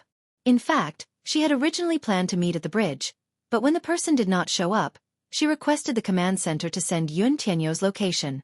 In the end, the reply she got was that the location signal was sometimes strong and sometimes weak. There was no signal coverage in the forest, so the location was not accurate. After Zhu Ke lost contact with Lisa, she sent people into the forest to search for her. Yun Tianyu's signal frequency, however, was abnormal. By the time he arrived, his signal was already several miles away. This meant that he was heading north. Therefore, the Vermilion Bird sent people to the rendezvous point, not leaving even an inch. In the end, this was the result that he had been waiting for. When Vermilion Bird's troops arrived at the last location, they found a trap that was more than 5 meters deep. When she turned on the flashlight and shone it inside, there was no one. She only found a blood-stained coat. The centaur fished out the coat. Vermilion Bird looked at it, her face slightly sullen. What's going on? Gong Jie's voice came from the headset. Where is Yun Tianyu? Vermilion Bird buckled her headset and replied, He's gone. Please send the location again. The location signal has been cut off. Interrupted? Vermilion Bird was slightly surprised. How is that possible? Luca said in a low voice, the chip implanted in his body is made of material that can be absorbed by the human body. If the time limit is exceeded, the chip will be absorbed by the human body. Vermilion Bird frowned and clenched her fists tightly. She turned around and coldly ordered, Send more people to search for him. He's not far from here. Do a carpet search. Yes. Chapter 1247. In the hospital, Mu Yaja received a call from Li Hanlin. According to his report, Mu Yichen had returned safely. Yun Tianyu's whereabouts were unknown, so they had sent more people to search for him. Mu Yaja was shocked. What happened? Because we have lost contact with the 2 children, we don't know what exactly happened. We'll know the details when the little master wakes up. Chairman Mu, I'm sorry. Mu Yaja hung up the phone and turned to meet Yun Shishi's expectant and inquiring gaze. Are the children back? Yes. Mu Yaja nodded and furrowed his brows. He decided to hide this matter from her for the time being. They're back safely. Don't worry. They're back? Where are they? Yun Shishi's face finally regained its color. Her eyes lit up as she excitedly tried to get off the bed. Mu Yaja stopped her. I'll bring you there when you're feeling better. No.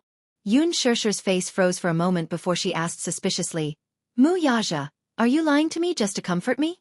Actually, the children aren't back safely, right? She was a little suspicious and stared at him suspiciously. Mu Yaja said, Be good. I'm not lying to you. The 2 children were injured and were sent to the hospital. If you want to see them, look at how haggard you are now. My heart will ache if they see you like this. Yun Shishi was startled. She lowered her head to take a look. Indeed, she looked a little haggard now. Have some porridge first and rest for a while. I'll bring you there when you look better, okay? Mu Yaja gently coaxed her. Yun Shishi looked at him suspiciously for a while. She did not see any trace of deceit on his face before she returned to bed unhappily. I don't feel at ease until I see the children. Have some porridge first, okay? Mu Yaja picked up the bowl of porridge at the side and looked at her tenderly. Ever since he rushed back to the country, he had been accompanying her for 2 days and 2 nights without sleep. As a result, there was some stubble on his chin. His originally handsome face had become thinner and more chiseled. Yun Shishi looked at him deeply and suddenly felt a stabbing pain in her heart. She suddenly felt that she was a little too willful. She could not sleep well due to worry. He, too, could not close his eyes. She was a mother, and he was also a father. How could he not be worried? She was worried and scared, but she could rely on him. As for him, but she had no one to talk to. He must be more tired. Tears welled up in her eyes all of a sudden. Yaja opened the thermos flask and picked up the porridge. When he turned to look at her, he saw her guilty expression and frowned slightly. What's wrong? Yaja, I've made you worry. Yun Shirshir muttered weakly. She looked up and stared at him. From now on, I'll listen to you and not let my thoughts run wild. Yaja was slightly stunned. He could not help but reach out his finger and gently scratch her nose. Silly. He picked up the spoon and said gently, I'll feed you, okay? Okay. Yun Shirshir nodded. The porridge was sent over by the servant earlier. It was in the thermos flask and was still a little hot. Chapter 1248. Yun Shirshir took a small bite and swallowed it. Instantly, she felt warm all over her body. Her body did not feel so cold anymore. Yaja repeated the action until he fed her half a bowl of porridge. Yun Shirshir said, I'm full. I can't drink any more. Drink a little more, he coaxed patiently. She could not bear with him and drank a few more mouthfuls. She had a small appetite. After she was full, she lay down gently. Yaja stood up and walked to the bathroom. After washing up, he walked to the bed. I'm going to the office to settle something. Have a good rest and wait for me to come back. You're going to the office? Yun Shirshir was a little dissatisfied. Is there something important? Yes, it's very important. There were some debts that he had to settle with that person. Yun Shirshir asked, When are you coming back? I'll come back when I'm done. Yun Shirshir pouted. That was as good as not saying anything. However, she did not say anything. She lay down on the bed obediently and smiled. I'll wait for you. Okay. Yaja folded the bedding for her and turned to leave. A wave of darkness that could topple mountains and overturn seas swept towards him. Immediately after, he fainted. In his groggy state, he felt an inexplicable heat. It was so hot that his whole body was burning. His chest felt as though it was being burned by something, and it was swollen and painful. Yu woke up from his muddled state. He was a little confused about where he was. The headache was getting clearer. The pain was clear and intense. Somehow, his weak consciousness told him that he was still alive. After a long period of darkness, when he opened his eyes again, it was because he felt a tender little hand running amok on his face. When he woke up, he opened his eyelids and saw a small wheat-colored hand gently stroking his eyelashes. Wah! Pa, this little brother's eyelashes are so beautiful. They're so long, just like a beautiful fan. A tender and soft voice sounded. Yu frowned slightly. She tried to open her eyelids, but her vision was still blurry. Lingling, little brother is injured. Move aside and don't disturb his rest. But father, Lingling didn't disturb little brother's rest. Father, why is little brother's skin so white? He looks like a child from the city. Also, little brother is very handsome. Even more handsome than that Huzi in the village. Yu's heart tightened, and his eyes widened in an instant. He turned his head abruptly and met the eyes of a little girl, who was looking at him with surprise. The girl was startled at first, then she leaned over and cupped his face to take a look. Yu's eyes widened in shock. Seeing that he had woken up, a look of joy appeared on the little girl's face. Father, little brother is awake. Little brother is awake. The little girl waved her hands happily and ran away. Yu suddenly sat up on the bed. However, his movement was too big, and it affected the wound on his arm. He sucked in a breath of cold air and gently covered his arm with his trembling hand. He turned his head and looked around. What entered his eyes was a slightly backward civilian hut. Chapter 1249. The floor was paved with green stone slabs. He was lying on a four-poster wooden bed. Where was this place? He remembered that he had fallen into a trap. After he fainted, he didn't know what had happened. When he woke up, why was he in a villager's house? Yu lowered his head and looked at himself. He had changed into a new set of clothes. He didn't know where the clothes came from, but they looked a little rustic. They had been washed too many times and were a size too big. His wounds had been cleaned in time, replaced with gauze, and bandaged properly. Not long after, along with the sound of hurried footsteps, an adult man led the noisy little girl to the bedside. Seeing that she had finally woken up, his face was filled with relief, but at the same time, a trace of guilt appeared. "Little boy, you're awake. It's good that you're awake. It's good that you're awake." Yu was instantly on guard as he sized up the man in front of him. The man was slightly older. He had dark skin and a sturdy physique. He was wearing the same clothes that had been washed too many times, and his beard was unshaven. It was obvious that he didn't take care of himself and looked a little sloppy. However, his face was calm and honest, and his entire body emitted a simple and unadorned aura. As soon as he opened his mouth, his voice was thick and hoarse. It seemed that he must be a veteran smoker. He sat by the bedside. Yu sensed the deep kindness in his eyes and let down his guard. It was probably this man who had rescued him from the trap. It was also this man who had helped him bandage his wounds and change his clothes. It seemed that this man didn't have any ill intentions. Hence, he didn't have to be wary of him. "Who are you?" Yu smiled and asked. The man smiled, then hugged the little girl, and told him the story. "When I went to retrieve the trap today, I found that you had fallen into it, so I rescued you. I saw that you were injured, so I brought you back first. I saw that you were covered in blood and were seriously injured." The man's calm and hoarse voice had a strong local accent. From his long-winded narration, Yun Tianyu learned that there was a remote farm near this mountain path. The man before him was a farmer living there. He usually farmed a dozen or so mu of land and occasionally went hunting in the mountains. And the trap that he fell into was set up by him. He originally hoped to catch some wild wolves and deer, but he didn't expect that he would step on it and fall down. It was no wonder that when he woke up, this man walked over and showed such an ashamed expression to him. It was said that the farm here was called Anyang Village, a typical village in the city. Speaking of which, the villagers of Anyang Village could be considered as old natives of the capital. Because the place was remote, surrounded by mountains and rivers, far from the city center, the city government did not develop it. The main reason was that there wasn't much value in developing such a location. There were a few hundred villagers in Anyang Village. Most of them used to farm for a living. Although they weren't rich, they lived a peaceful life. A few years ago, a farmer had the whimsical idea of opening up a forest and planting fruit trees. Unexpectedly, the harvest that year was good, so the villagers of Anyang Village started planting fruit trees one after another. When this man brought him back, it was said that it caused a stir in the village. Chapter 1250. Secondly, when the man brought him back, he was covered in blood, which attracted the attention of many villagers. Some of them felt sorry for him, so they sent him some old clothes. "Little boy, why did you go to that forest? It's dangerous there. There are a lot of wild animals there. Where are you from? How did you end up here?" The man fired a barrage of questions at him like a machine gun.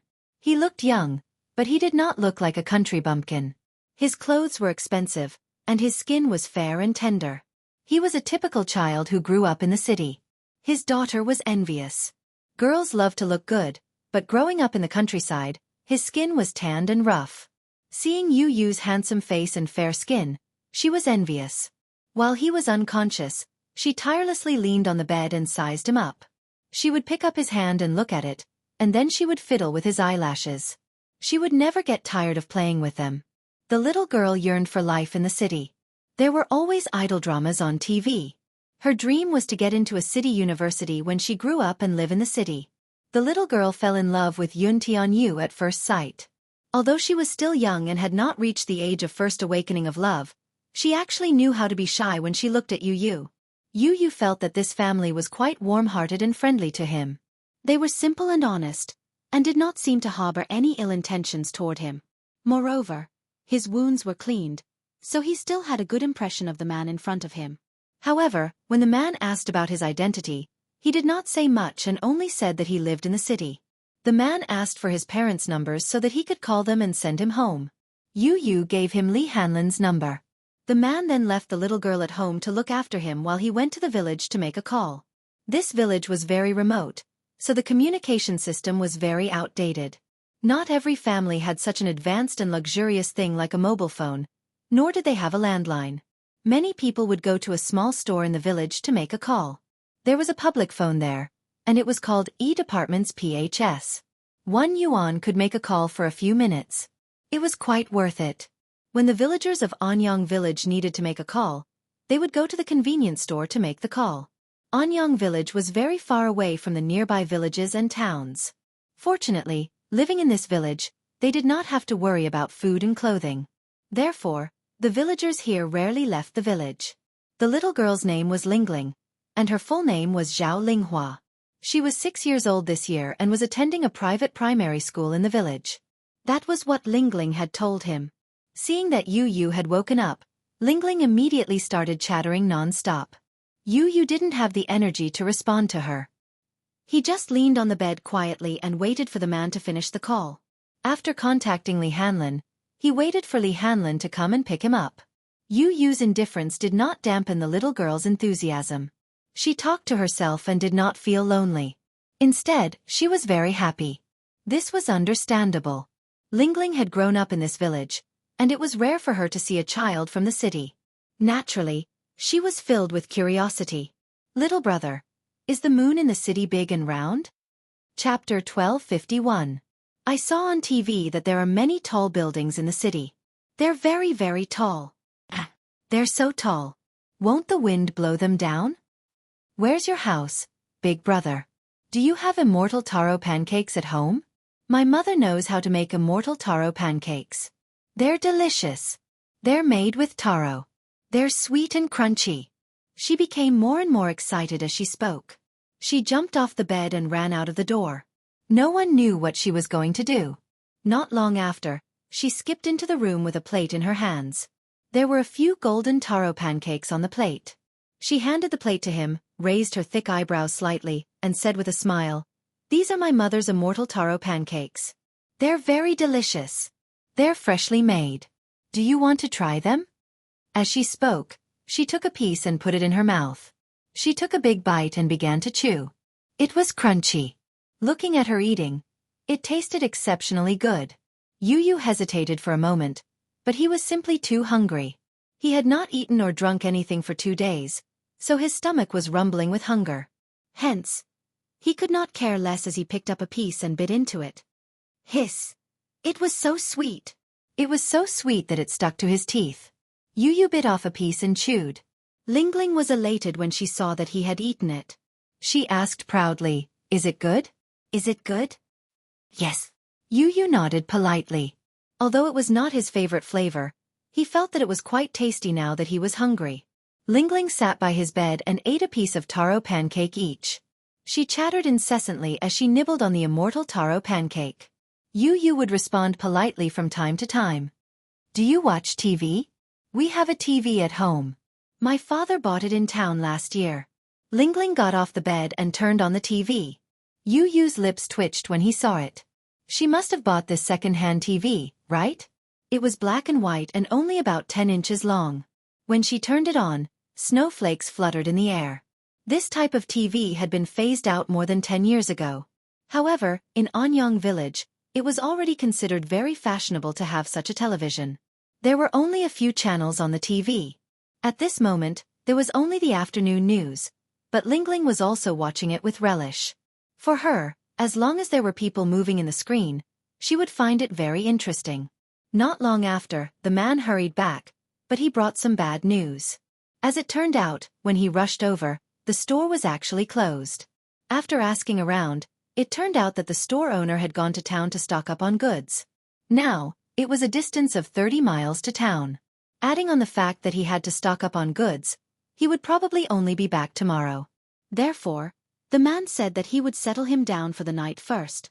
When the boss of the snack bar came back tomorrow, he would call his family. Although Yu Yu was worried, there was nothing she could do. "Then I'll have to trouble you." Yu Yu thanked him politely. The man blushed in embarrassment. "Sigh. Don't say that. I'm embarrassed. Little brother, it's good that you can forgive me. If I hadn't dug that trap, you wouldn't have fallen into it."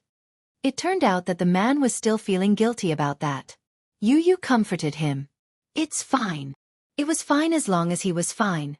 Chapter 1252. It's okay. Don't worry about it. Yu Yu felt cold sweat in his heart. It turned out that this man was still feeling guilty about this matter. When Lingling heard that Yu Yu was going to stay tonight, she was so happy that she jumped 3 feet high. Yay! Daddy is so awesome. So awesome. I'm so happy that Big Brother is staying at our house tonight. She was overjoyed, and a smile bloomed on her face. Children always lacked playmates, and for a child of her age, having one more playmate was the greatest joy. Moreover, in Lingling's eyes, Yu Yu was beautiful with fair skin and big eyes. Hence, she especially liked this handsome big brother. Yu Yu frowned slightly and ignored Lingling. He asked, "So in such a big village, only the convenience store has a phone that can contact the outside world?" That's right. Little brother, I'm not going to lie to you. In our village, the traffic signal is rather backward. There's a big mountain outside and a big forest in the middle. That area is under the control of the government. Plus, our village is neither big nor small. It's vast but sparsely populated. There are only a few hundred villagers in total. That's why the signal tower couldn't be built. As for the phone in the convenience store, it's quite fashionable in our village. Even so, the signal is intermittent. Hee. The man laughed awkwardly. His face was red and he looked a little embarrassed. Although Yu Yu was disappointed, he didn't complain. After all, this man was so nice to him. Besides, staying for one night was nothing. Hence he nodded and said, "Okay, I'll wait and see tomorrow." The man nodded and explained carefully, But I'm afraid that your parents will be worried about you. I'm also very anxious. But there's no other way.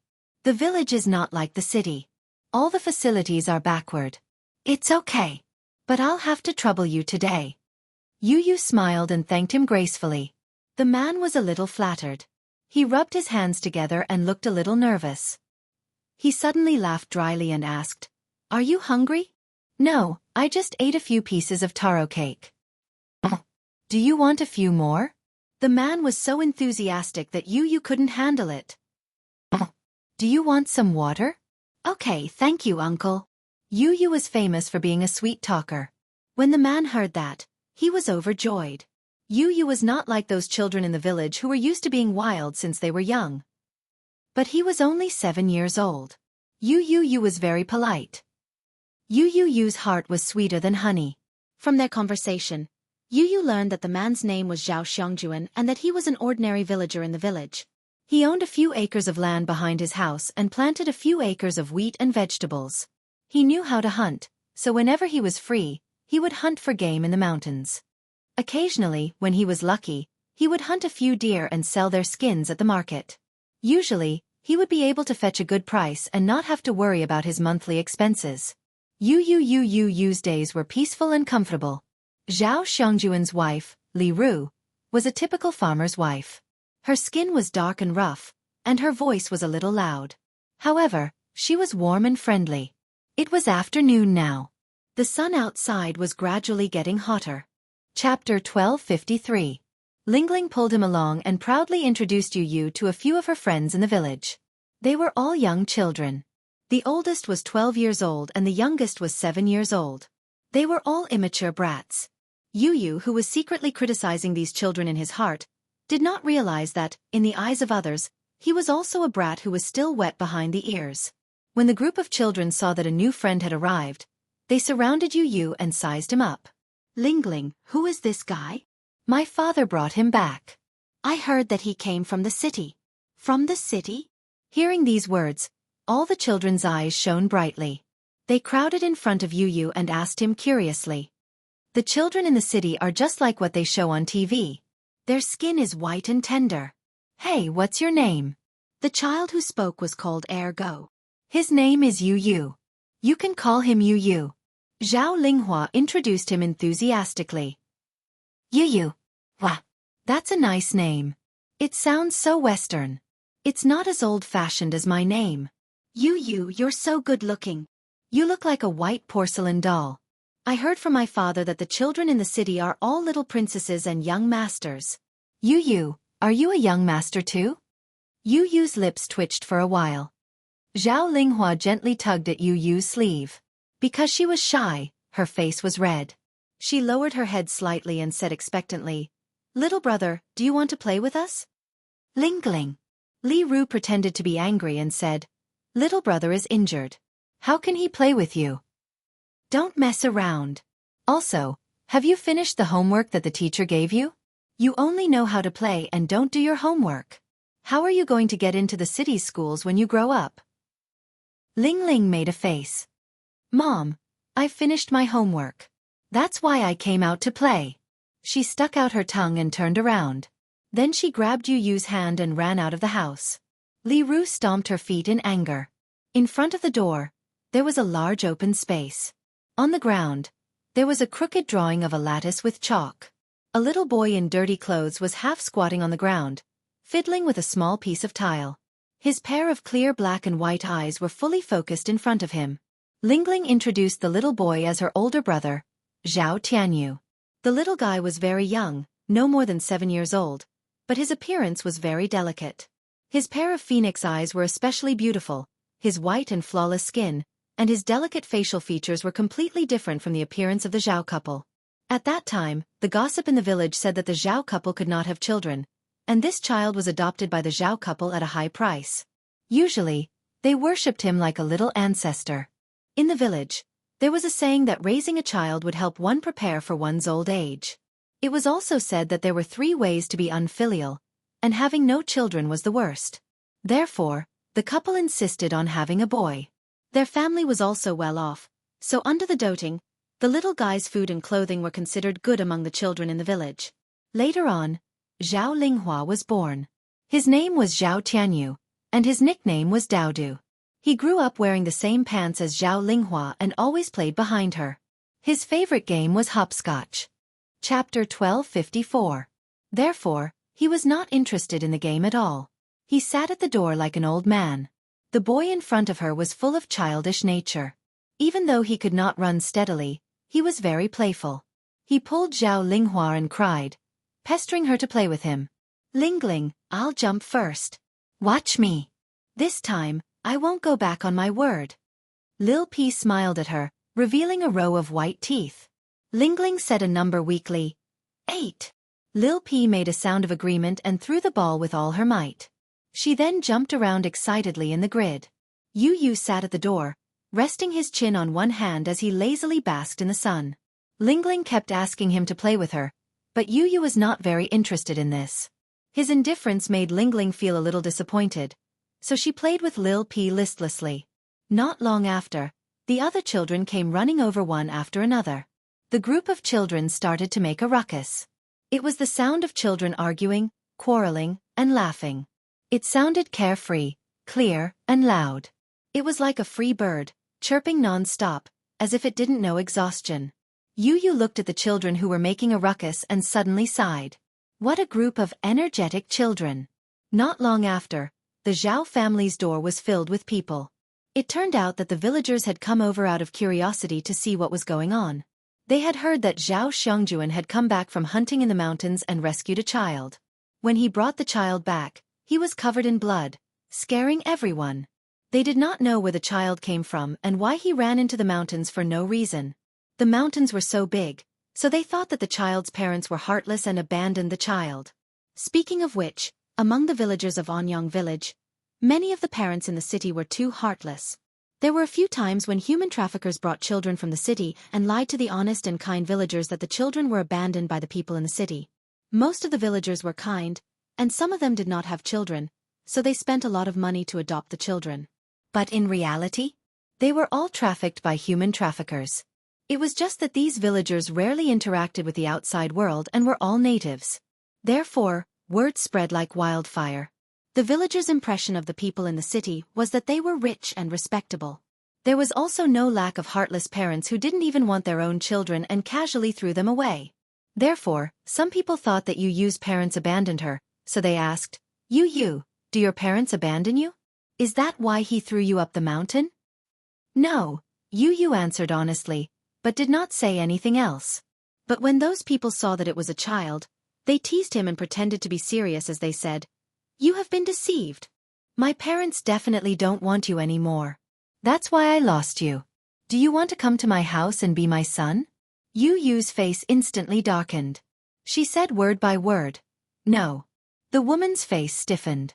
In fact, she really thought that Yu Yu had been abandoned by a heartless couple in the city. Didn't she hear that the city was implementing family planning? So, she thought that they abandoned her and threw her into the mountains. Looking at Yu Yu's handsome face, she was tempted. Chapter 1255. In this village, it was inevitable that people would gossip about her if she did not have a son.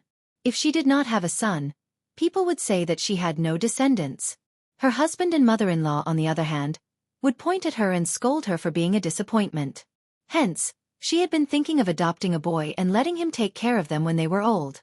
"You can be my son. I'll take care of you and treat you well, okay? Come with Auntie." The woman felt embarrassed and tried to coax her again. Yu Yu refused. "No." Lingling spread her arms in front of Yu Yu and said, "Auntie Feng, even if Yu Yu was abandoned by his parents, he'll stay at my house. He won't go to your house." Everyone laughed. A more sensible child said, "Auntie Feng, Yu Yu is timid. Don't scare him." He then turned to Yu Yu and Lingling. "Auntie Feng is just joking with you. Hee hee." Yu Yu was annoyed. He did not like it when the elders teased him like this. He was smart, so he could tell that this auntie was joking with him. Ordinary children would not be able to tell and would be scared to tears. Lingling quickly chased after him when she saw him get up and leave. "Little brother, where are you going?" "I'm just walking around. Don't follow me." No, I'll walk with you, okay?" "Okay." Dishing Financial Group. The share transfer ceremony was supposed to take place at around 10 in the morning. However, due to Mu Linfeng's repeated delays, the meeting was delayed until the afternoon. In the CEO's office, Mu Yaja sat at the table, fiddling with a Zippo lighter in his hand. Beside him, Mu Linfeng sat on the sofa silently. Other than Mu Lianjue, all the major shareholders of Dishing Financial Group were present. The board of directors of Dishing Financial Group was mostly made up of internal members of the Mu family. Other than Mu Yaja, who held the most shares, Mu Linfeng and Mu Shumin were the second and third shareholders. Mu Shumin was Mu Sheng's first wife's daughter. According to seniority, Mu Yaja had to address her as Little Aunt. Due to her secret identity, Mu Shumin had a rather conspicuous position in the political world. Therefore, she had never participated in the board meetings of Disheng Financial Group, no matter how big or small. However, it was different this time. There was actually news that her nephew was transferring his shares to Mu Lianjue. When she found out about this from Mu Linfeng, she was the first to disagree. Before Mu Yaja arrived, Mu Linfeng had already briefed them on the matter. When they heard that Mu Yaja was willing to give up his shares of Dishing Financial Group for a woman, everyone's eyes widened in shock. They were taken aback because, as bystanders, they knew very well that the man was only 27 years old. What exactly had he experienced in order to reach such a prominent position today? One must know that the Mu family's internal affairs were complicated and involved a lot of interests. Not counting the members of the main family, just the side branches of the Mu family alone had many outstanding people. To be able to reach such a level in such a big family was not as simple as shedding a layer of skin. To say that they fought until their heads bled was an understatement. Chapter 1256. It was not because of anything else but Mu Yaja's capabilities. Despite his young age, he already had extraordinary capabilities. Moreover, he had the support of Mu Shang, the head of the family, and his second uncle, Mu Linfeng. That was why he could reach where he was today. It was like an emperor in ancient times who had conquered thousands of miles of land. But now, he had to give up his imperial power for a woman. How could they not be shocked? Ceding the shares to Mu Lianjue meant that there would be a change in the head of the Mu group from now on. This was quite a big change for the board of directors. The change of Dishing's CEO was closely related to the board's interests. A few years ago, when Mu Yaja took over Dishing from Mu Sheng's hands, everyone was skeptical of him. At that time, Mu Yaja was only in his early 20s. Everyone was against handing over such a huge financial group to him. At that time, Dishing was facing a critical moment of life and death. As the CEO, he could decide the life and death of the Mu group at any time. With a single thought, all the accumulated hegemony could be destroyed overnight. The board of directors urgently needed a wise monarch to lead the financial group in the right direction. Mu Yaja had just taken office for a few days, and a few shareholders on the board of directors had made things difficult for him. They thought that he was inexperienced and could not perfectly help Dishing overcome its crisis. However, a year later, Mu Yaja gave the board of directors a perfect answer. He proved to them that not only could he do it, but he could also do it well. Today, Dishing Financial Group's businesses covered the entire world. Shopping malls, resorts, real estate, entertainment, internet. Every branch of the company was much better than the other businesses in the same industry. Only then did the board of directors have nothing to say and truly acknowledge this young and promising CEO. In the past 5 years, the quarterly financial reports had increased by 100 times compared to 5 years ago. There was such a rumor circulating within Dishing Financial Group. As long as one owned even 1% of Dishing Financial Group's shares, one would not have to worry about food or clothing for the rest of one's life and enjoy endless glory and wealth. As for Mu Yaja's Dishing Financial Group, as long as he owned 0.001% of the company's shares, the annual dividends would be equivalent to the profits of an industrial company for an entire year. It could be said that Mu Yaja would not be left with nothing after leaving Dishing. After so many years, the connections he had accumulated during his reign, coupled with his own abilities, were more than enough to create an empire that truly belonged to him. As for Di Shang, if he left him, he would probably go back to how he was a few years ago. The country's economy would also undergo great changes. In the foreseeable future, the economy would decline, industries would decline, and the stock market would shake. As the saying goes, a country cannot be without a ruler for a day. A country cannot leave its unified, correct, and effective management. Relatively speaking, this theory was very useful in a family business. Similarly, Dishing Financial Group could not afford to lose a wise leader. "You brat. Don't tell me you're really going to cede your shares to that old thing?" Mu Linfeng slammed the table in a thunderous rage. Mu Yaja sneered inwardly. It seemed that this second uncle of his was going to bring the board of directors to denounce him. Chapter 1257. He had put in a lot of effort into making the Mu Group what it was today. Since Dishing Financial Group had developed to this point, he had not been able to get to where he was without his help. Back then, he was young and full of talent. However, having the ability did not mean that he had the opportunity to show off his skills. After all, it was very difficult for him to gain the approval of the board of directors when he was only in his early 20s without the accumulation of connections. Back then, it was also his second uncle who supported him against everyone's objections. His original intention was to hand over the Mu Group to him so that it could reach a higher level. Mu Yaja did not disappoint him. He did it. However, now, he was actually willing to give up the Mu Group's great foundation for a woman. What Mu Linfeng did not want to admit was that even if Mu Yaja left the Mu Group, he would still become the cream of the crop and the cream of the crop. However, if he left the Mu Group, it would only sink rapidly and would no longer be the overlord who could summon the wind and rain. Mu Linfeng's worries were not unfounded. As early as 2 years ago, Mu Yaja had started to cultivate his own power outside. He knew very well that no matter how big the Dishing Financial Group was, it could not be bigger than the sky. No matter how deep the foundation was, it could not be deeper than the ground. Since ancient times, there had never been a family that could run rampant for hundreds of years. Everything had always started from nothing and then from something to nothing. Yin and yang alternated, and the cycle repeated itself. No matter how small a grain of sand was, it could still accumulate from small to large. No matter how big a foundation was, it could still collapse. Moreover, the Mu Group was a family-run business. The capital and shares were mainly controlled by a member of the Mu family. He was already sick of it. Every time he made a decision, there would always be a few small figures from the family who would jump out to protest. He was also sick of being suppressed by the elders and being ordered around. He was Mu Yaja.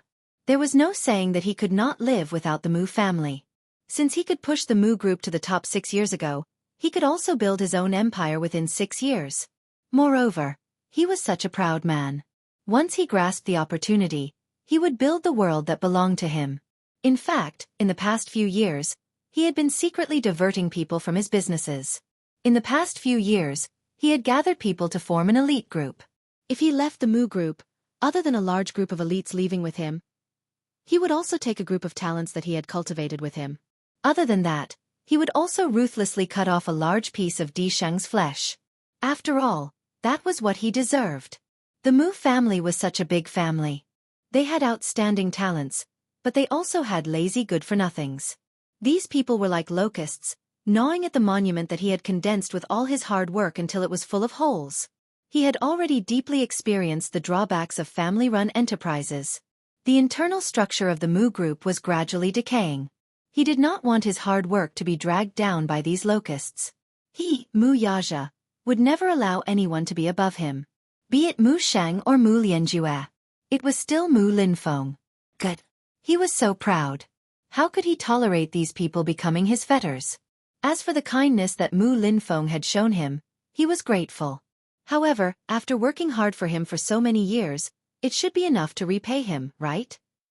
Chapter 1258. Mu Shumin paused for a moment before asking sternly, "Have you ever thought about whether it's worth it for you to do this?" "Is it worth it for a woman?" Mu Yaja raised his head and looked at her coldly. "Why isn't it worth it?" "It's worth it." "Worth it?" Mu Shumin coldly snorted, but disapprovingly. "Hee. I'd like to see for myself who this woman is to make my nephew, who has always been indifferent to women, fall so deeply in love with her." "Yaja, don't be silly. You'll really regret it if you give up the Mu Group's foundation for a dirty woman." Mu Yaja's lips curled up slightly, clearly disagreeing with her words. In fact, Yun Shershur was already under his protection. The two children had already escaped from Mu Lianjue's captivity, but Yu Yu's whereabouts were still unknown. Although she was not in Mu Lianjue's hands, he could very well cancel this matter and not transfer the shares to him. However, he was worried that the latter would fly into a rage out of humiliation and secretly send someone to kill Yu Yu. If that happened, the loss would outweigh the gain. If a mere Mu Group could be used to exchange for Yun Tianyou's safety, then this deal was worth it. Of course, Mu Linfeng would not let this matter rest. "Auntie, do you think that I don't know what I'm doing? Mu Yaja, am not someone who can't live without anyone. No matter what, you can't transfer the shares in your hands to someone else. You should know how important you are to Dishing and what kind of position you have in the company." Mu Yaja stood up abruptly. His slender figure was tall and straight, and his aura was domineering. He slowly leaned against the table with his hands in his trouser pockets and lazily declared, "Auntie, I hope that you'll understand one thing. Dishing can be mine.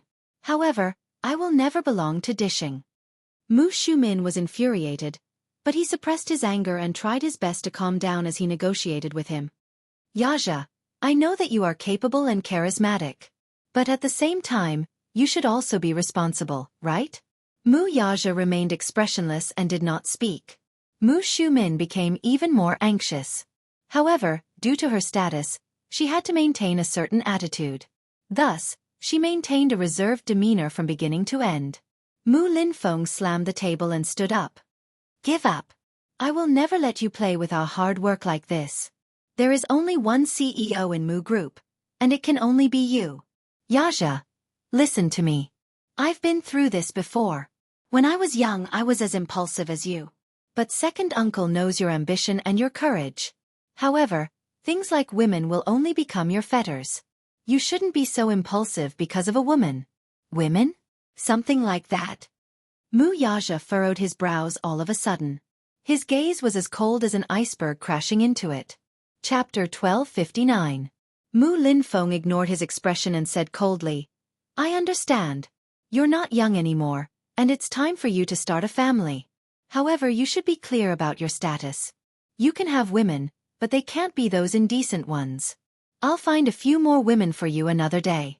No matter what kind of women they are, as long as you want them, with your status, which woman won't want to throw herself at you? Why are you so stubborn? Don't tell me that it has to be her." Mu Yaja's lips curled into a playful smile. His handsome brows raised slightly, and his eyes were filled with devilish charm. "I have to have her. What can you say?" "No." Mu Shumin suddenly stood up and said agitatedly, "No matter what, that woman can't be." "Why can't she be?" Mu Yaja retorted. He wanted to hear what Mu Shumin would say in front of so many people. Mu Shumin snorted and looked around. Before he could say anything, he put on the airs of an elder and a superior and raised his head high. Apart from a few important figures of the Mu family, Mu Shumin, Mu Linfeng and his wife, Li Lijun, and Mu Yanqing and his wife, Ronglan Lin, were all present. The The remaining members of the Mu family were the fans of these people. At most, they were here to show their support. If they were asked to speak, they would not dare to do so at all. In front of Mu Yaja, they would not dare to act rashly no matter what. However, just Mu Xiumin and Mu Linfeng alone were more difficult to deal with. Their seniority was much higher than his. Back then, Mu Shang had been looking forward to Mu Wanru marrying into the family. Mu Xiumin and Mu Linfeng stood on the same side and were against it. The main reason why Mu Wanru could not marry him was because of their repeated opposition. Speaking of which, these two people had a lot of power, and they were currently the two biggest obstacles in front of him. He admitted that Mu Linfeng had indeed promoted and helped him. He had even saved him from dire straits. Back then, as the legitimate grandson of the main wife, he had outstanding ability and was the most likely candidate for the successor. Thus, after his parents passed away one after another, he was all alone in the Mu family and treaded on thin ice. It was Mu Linfeng who took him away and gave him a superior environment to grow up in. For this, he was grateful. He was a sentimental person. At the same time, he was also a person who knew how to be grateful. It was precisely because of this that he did not do so even though he had so many opportunities to transfer Mu Group's assets to his own name.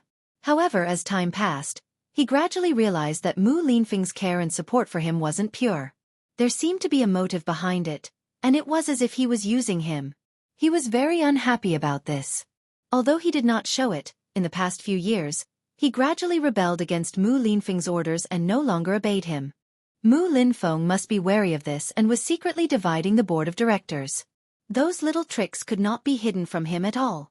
Mu Xiumin, on the other hand, was completely using him. In fact, she could not wait for Mu Yaja to abdicate his position. If he transferred his shares to her, she would have nothing to say. Chapter 1260.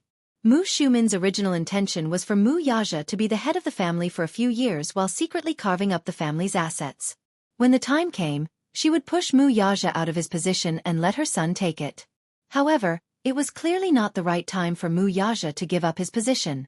Her son was only in his teens and was still young. She would have to wait until he was at least in his 20s before she could find an opportunity to help him take the position. She was born from a concubine and did not have much status in the family. However, she had inherited her mother's beauty. She served in the military when she was young and married into a prestigious family when she was in her 20s. Her status in the Mu family instantly rose, and with her husband's prominent status, she had the right to speak in the family. In fact, Mu Lianjue's matter was not that simple. One must know that most of the people he had sent this time had military backgrounds. In the entire Mu family, Mu Linfeng had the deepest military background. In other words, he was fully capable of stopping Mu Lianjue. But he did not. Why? It was because he wanted to use Mu Lianjue to get rid of Yun Shishir and her son, ruthlessly kicking away these two stumbling blocks in front of Mu Yaja. This way, he could secretly use Mu Lianjue to get rid of these two thorns in his flesh without having to make a move himself. He did not wish for Mu Yaja to have any attachments or weaknesses in his heart. Mu Linfeng was afraid that a person like him would become irresolute and indecisive once he had any attachments. This would delay the Mu group's future because of a bit of affection for a girl. Mu Yaja was not stupid. He could tell that his uncle had ulterior motives. Thus, he secretly made a decision on the spot. It seemed that there was no need to be merciful to these people anymore. He would not transfer his shares. However, he would not be merciful to them anymore, either. Mu Xiumin sized up his expression and suddenly sneered. Yaja, it's not that I want to nag at you, but you can play with women, but you should also judge the situation and size up the situation. No matter what, you can't cross the line or go overboard. You should be clear of the Mu family's rules. Since when did you set your eyes on a woman with a dubious background in the entertainment industry? In my eyes, you've always been a child with good taste. Some women can't be touched. I know the entertainment industry well. Women who can make a name for themselves must be unrestrained behind the scenes. I've heard of Yun Shishir's name before. She's not a clean woman. Listen to Auntie's advice. Stay away from this kind of woman.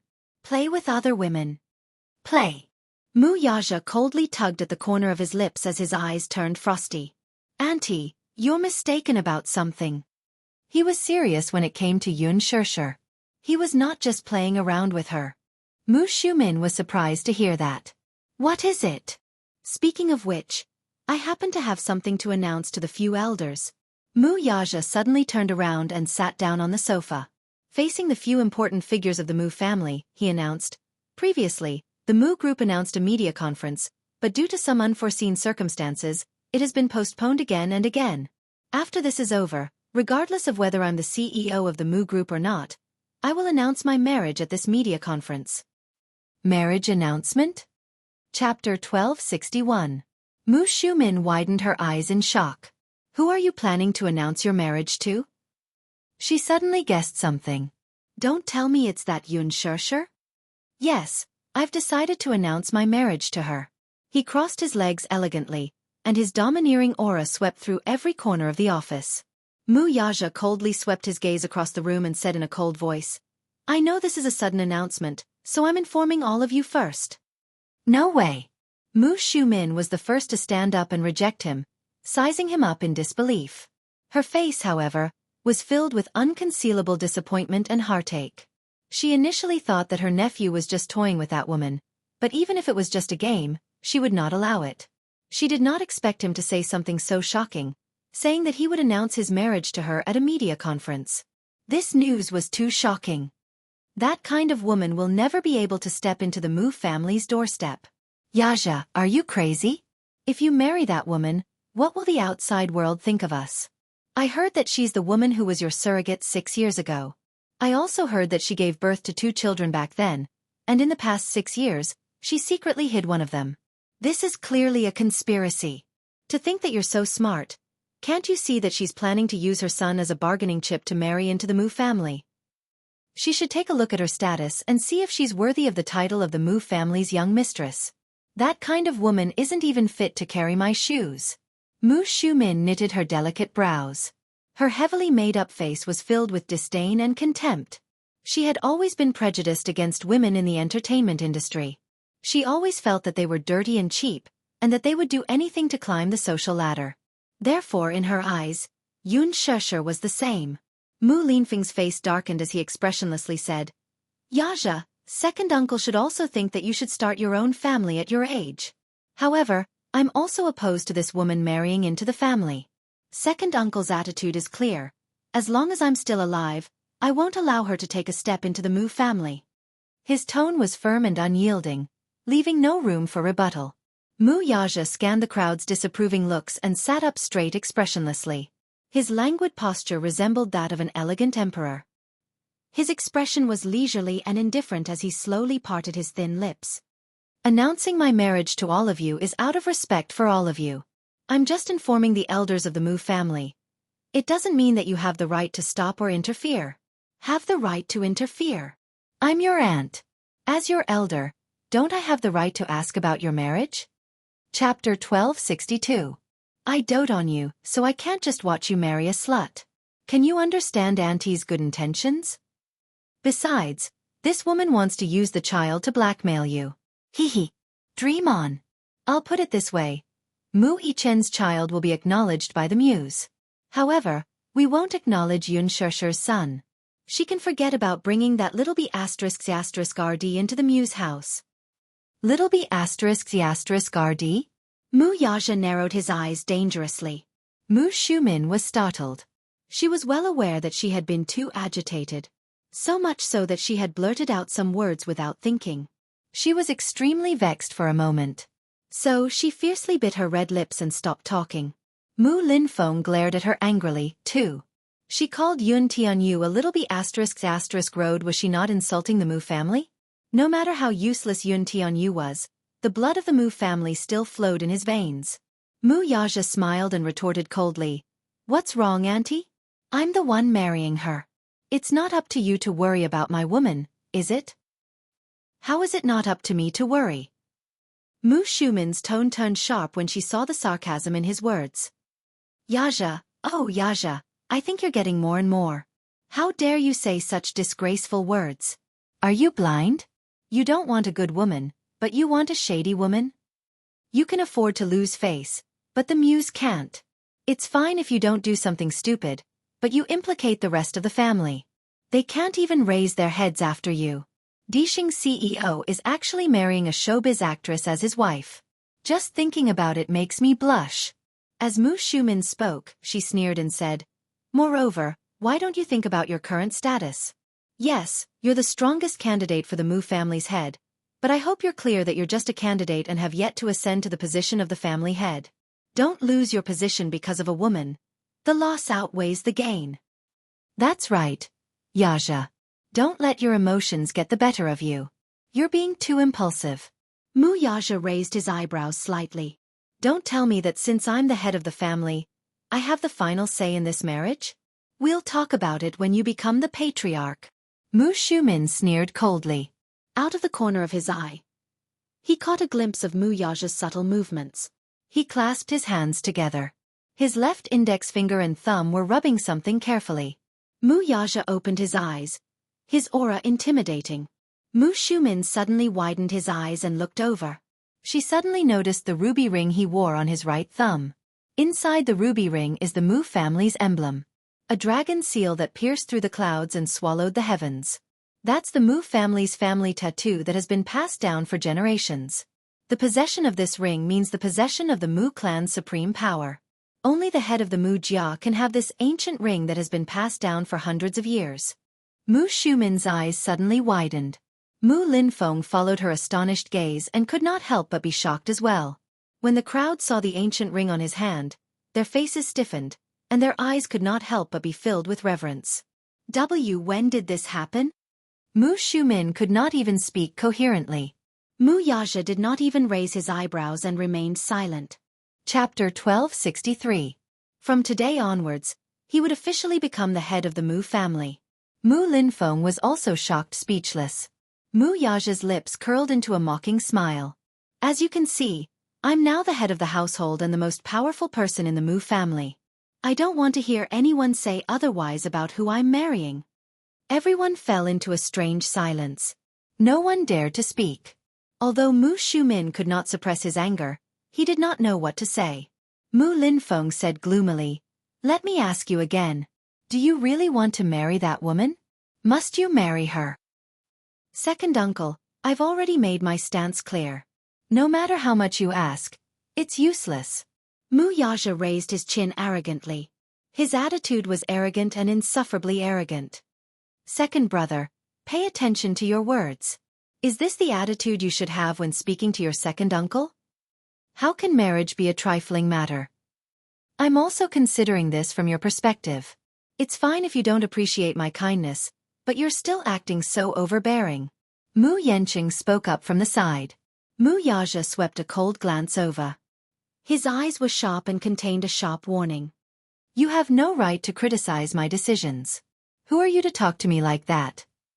Mu Yenqing immediately shut his mouth. His face alternated between green and white in embarrassment. As a side branch, it was indeed inappropriate for him to butt in. Although he was only a year younger than Mu Yaja, there was a huge disparity in their status. He was jealous, but more than that, he was unconvinced. Mu Yenqing was also young and impetuous. In his heart, he was not much worse than Mu Yaja. He just lacked the opportunity and status. In terms of ability, he boasted that he was extraordinary. Therefore, when he was pressured by Mu Yaja, he felt indignant. What right did he have to be so arrogant and overbearing? Was it just because he was the head of the Mu family now? Did he think that he was so great because he was the head of the household? Just because he's the Mu Jia's patriarch, he can overestimate himself and challenge the authority of the Mu Jia's rules? What are you being so arrogant for? I wonder how long you'll be able to sit on the patriarch's seat. Mu Yenqing cursed fiercely in his heart. He was extremely unwilling, but he could only force a smile on his face. "Do you have any objections to this marriage?" Mu Yaja asked. Mu Xiumin's face was full of anger as he said in a sarcastic tone, "Hee, you're the patriarch now, so of course you have the final say.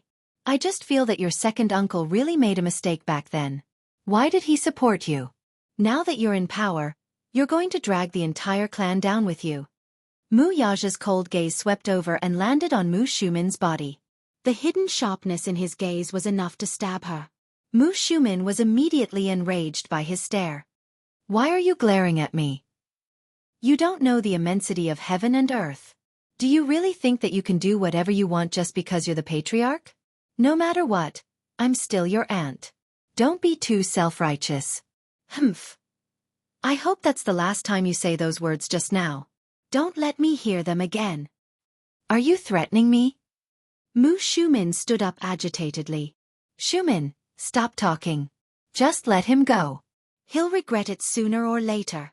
Mu Linfeng said angrily. Chapter 1264. Sometimes, he lamented the fact that he had so many family members despite the size of the Mu family. The same blood flowed in their bodies as he did. And yet, sometimes, these people might be your family, but they didn't seem like family at all. Everyone here seemed concerned on the surface, but in reality, they couldn't wait to find a suitable opportunity to force him to abdicate. In a family where fame and fortune were the most important things, there was no need to talk about kinship.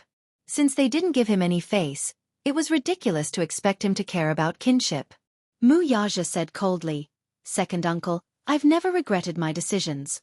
I thought you knew me well enough." Mu Linfeng scoffed. He was clearly so angry that he could not speak. Mu Shumin said from the side, "Then what about the upcoming board meeting? Are you really going to transfer your shares to your fourth uncle? As long as second uncle promises me one thing, I'll cancel the shareholders' meeting." "What is it?" Mu Yaja's voice deepened. "Keep your subordinates in check. Since when can an outsider order the people in the capital military district around as he pleases?" Mu Linfeng's heart skipped a beat as he exchanged glances with his nephew. He understood that his nephew had seen through his intentions. Immediately, he sneered and nodded. "Good. I promise you." "Then I still have something to do, so I'll take my leave first. Cancel the shareholders' meeting, and I'll leave fourth uncle's matter to you, second uncle. I don't want things to escalate to the point where I have to resort to my own means to deal with it." Mu Yaja stood up and walked to the door. Suddenly, he stopped and turned around slowly. "However, I still have something to warn you all." He turned around and swept his gaze across the crowd as he enunciated each and every word clearly. "If anyone dares to lay a finger on them under my nose, don't blame me for being rude." With that, he strode away without looking back. After the door was slammed shut, Mu Shumin was so angry that he trembled all over. He stood up agitatedly and pointed in the direction Mu Yaja left, his face red with anger. Mu Linfeng sat at the side in silence. Mu Yaja, on the other hand, had thoroughly disappointed him. This brat, it seems that after becoming the Mu Jia's patriarch, he doesn't know the immensity of heaven and earth. His wings have hardened and he has the ability to fly. A few senior people sat at the side with cold faces, causing the temperature in the huge office to drop to the extreme in an instant. Mu Yanqing was so angry that his face turned white. After being humiliated by Mu Yaja just now, it was hard for him to vent his anger. He turned to accuse Mu Linfeng. "Second uncle, I don't mean to say anything bad about him, but this brat is too disrespectful." "That's right. Yaja's performance today was truly chilling. Previously, because second brother had promoted him, I had always thought highly of him. Why is it that now? Her temperament is quite unreasonable. This woman is really a scourge if we leave her alive." "Second uncle, look, some time ago, he actually went to the Song family to seek revenge for this woman. Now that the Song family is here to complain, where is the Mu family's face?" "Sigh, that woman really has some tricks up her sleeves. I don't know what she's capable of, but she's actually leading him by the nose. What a scourge." Chapter 1265. What should we do now? Don't tell me we're really going to let Yaja marry that woman. That's one more thing to do. The Mu family has always been in favor of marriage between families of equal social status. That woman isn't of equal social status, and she's not even chaste. Is she even worthy? Mu Shumin snorted at his uncle. "Second brother, what do you say? Are you really going to watch him fool around and not do anything about it?" "What can I do? I've already said and tried to stop him, but he just won't listen. What's the use of that? I admit that Yaja has been in the Mu group for so many years, and he has indeed contributed a lot to the company's development. However, that doesn't mean that he can do whatever he wants just because he has achieved so much." Mu Linfeng muttered, "That lad's achievements are immeasurable, and I'm very satisfied with him. For him to be able to sit on the patriarch's seat, he deserved it. The only thing that displeases me is that he's too stubborn, just like his father. I've always thought that he's a cold person who knows his limits in everything he does. I just didn't expect him to lose his sense of direction after falling in love. That woman seems to be someone who can't be underestimated. To be able to charm that lad to such an extent. He. Mu Linfeng sneered. Young man, it's not good to be too arrogant. You'll eventually lose out in the vanity field. Yaja is arrogant by nature. He's a little too arrogant. Mu Linfeng interrupted these people's condemnation. However, that lad's capability is obvious to all. Who doesn't make mistakes in their life? Who can pat their chest and say that they've never made a mistake in their life? Forget it. Forget it. Mu Shumin was a little agitated. Second brother, what do you mean by forget it? Are you really not going to do anything about this? Now's not the time. Yun Shirshir, that woman, must not be left alive. I'll deal with her sooner or later, but now's not the time. What do you mean? Everyone was confused. Mu Linfeng said casually, since he insists on marrying her, we can only smooth things over. After a while, I'll arrange a clean identity for her so that people won't laugh at the Mu family. This was the only thing he could do. Mu Shumin was so angry that his blood boiled. Clearly, he could not accept Mu Linfeng's decision. I don't agree. Shumin, listen to me. Mu Linfeng's tone was unyielding. Mu Shumin had no choice but to swallow his protest and remain silent. Mu Yenqing said from the side, Humph, second uncle, sometimes you're really biased. How is second brother better than me? If you had supported me in the past, I would have obeyed your orders, no matter how big or small, like an imperial edict. I wouldn't have disobeyed you in the slightest. Look at him now, he's actually giving you face. How infuriating. Anger flashed across Mu Linfeng's face as he coldly rebuked. How dare you? It's not up to you to judge what I do. You still have the cheek to say that? Since you were young, second uncle has never mistreated you. What did you do, though? You keep saying that you're not inferior to him in any way. What about the reality? The difference between you and Yaja isn't just a little bit. Yaja is more capable and outstanding than you. If you were half as capable as him, you wouldn't be like this now. Humph. Isn't it because he's the legitimate son and I'm a concubine's son? Mu Yenqing grumbled, feeling wronged. Chapter 1266. Yaja is still young. Sometimes, he doesn't know any better and will inevitably take the wrong path. I'll try to persuade him when the time comes. If it really doesn't work, we'll come up with another plan. Shumin, what you said today was too extreme. It won't do you any good to anger him. He paused for a moment before saying with a frown, I know what he's capable of doing. That's why you should know your limits when you speak to him in the future. Got it, second brother. Mu Shumin reluctantly agreed. After that, Mu Linfeng made a call to the military. Mu Lianjue's men were all deployed from the military. In other words, his every move was under his nose. He was aware of this matter, but he did not do anything because, as Mu Yaja had expected, he wanted to use his brother to get rid of Yun Shirshir, who was in his way. Unexpectedly, Mu Yaja's attitude toward this was unexpectedly firm. He had no choice but to stop. With a call from him, the people in the military immediately obeyed the imperial edict and withdrew all their men. When Mu Lianjue learned of this matter, he knew that the situation was hopeless, but he was indignant. Hence, while the men in the military district were sent back, the assassins he had sent out were still on their way. He had no intention of calling them back.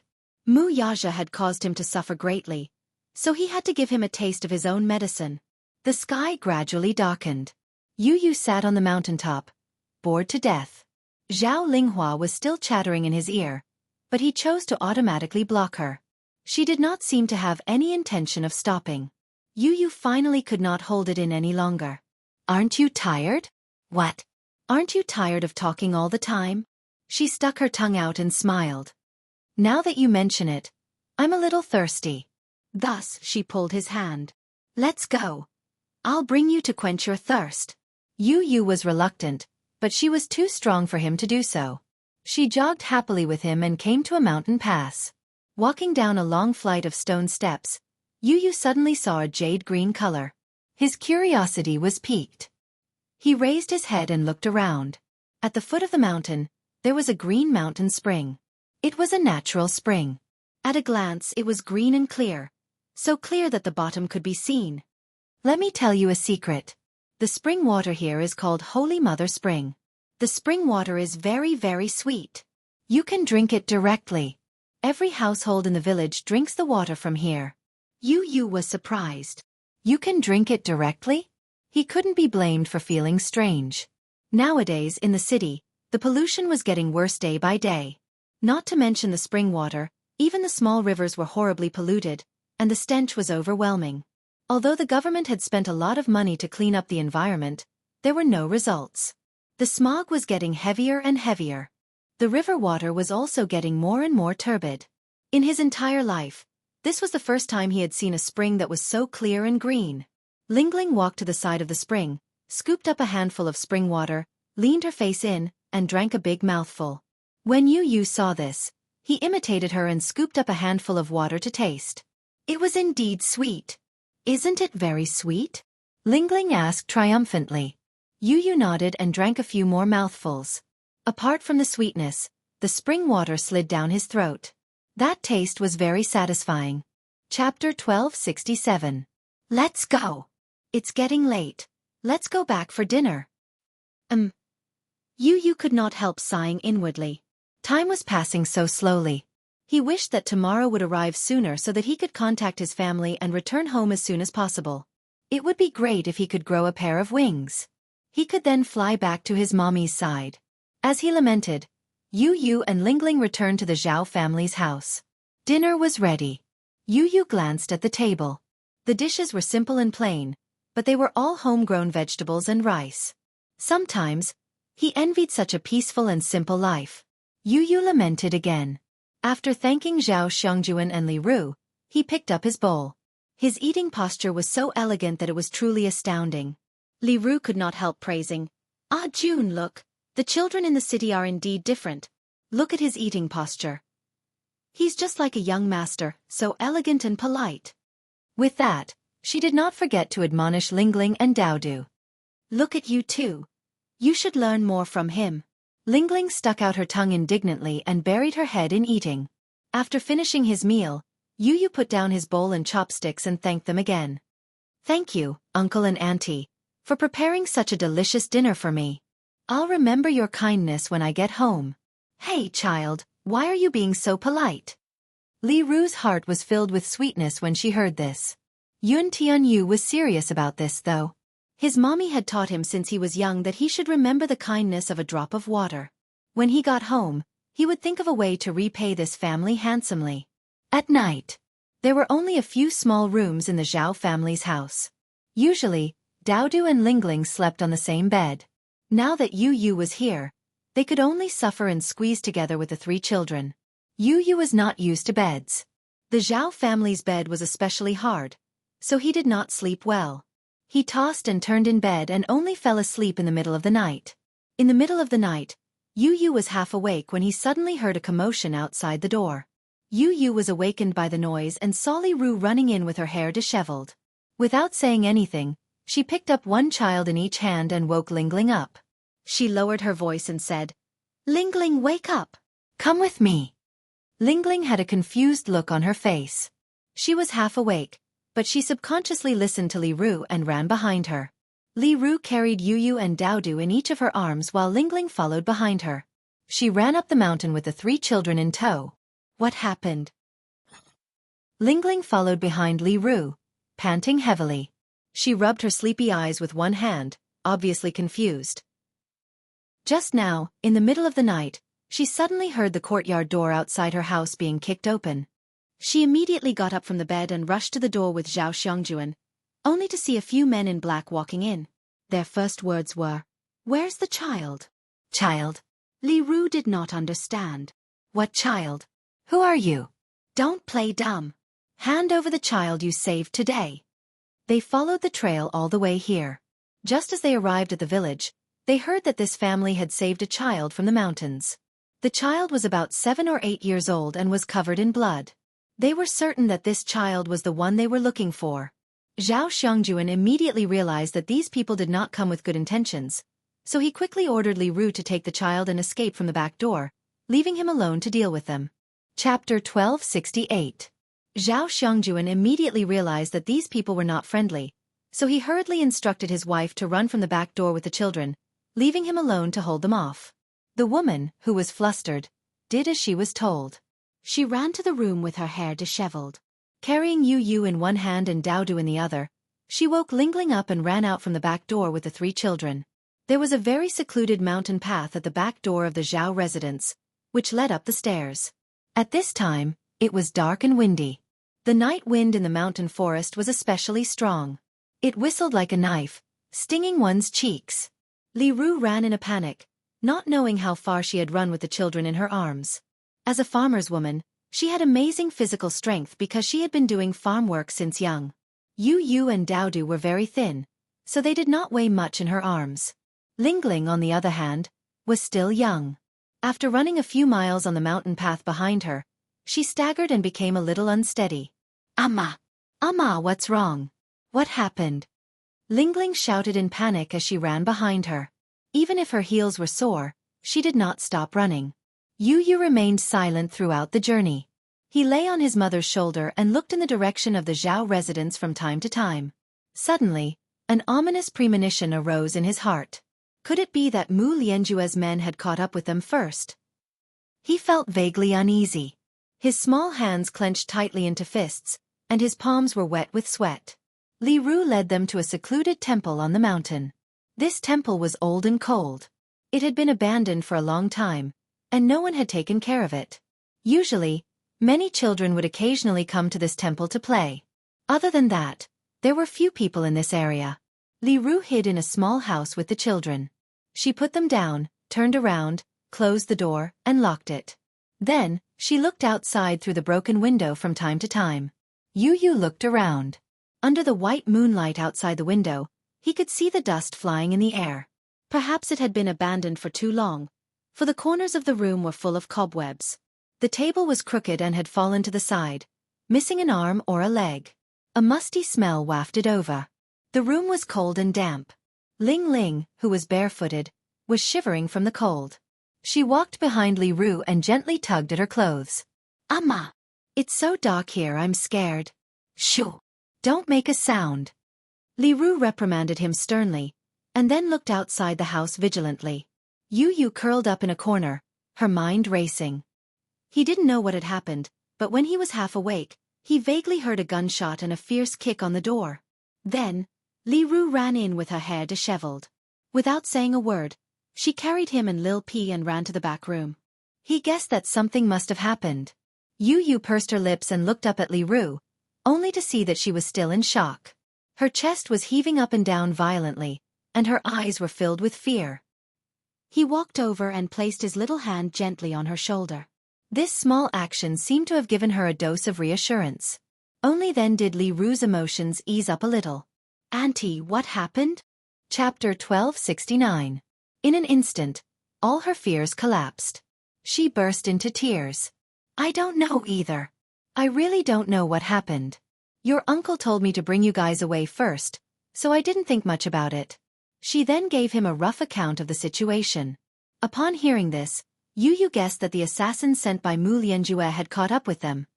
Auntie, why didn't you tell me earlier? Yu Yu looked at her with a complicated gaze.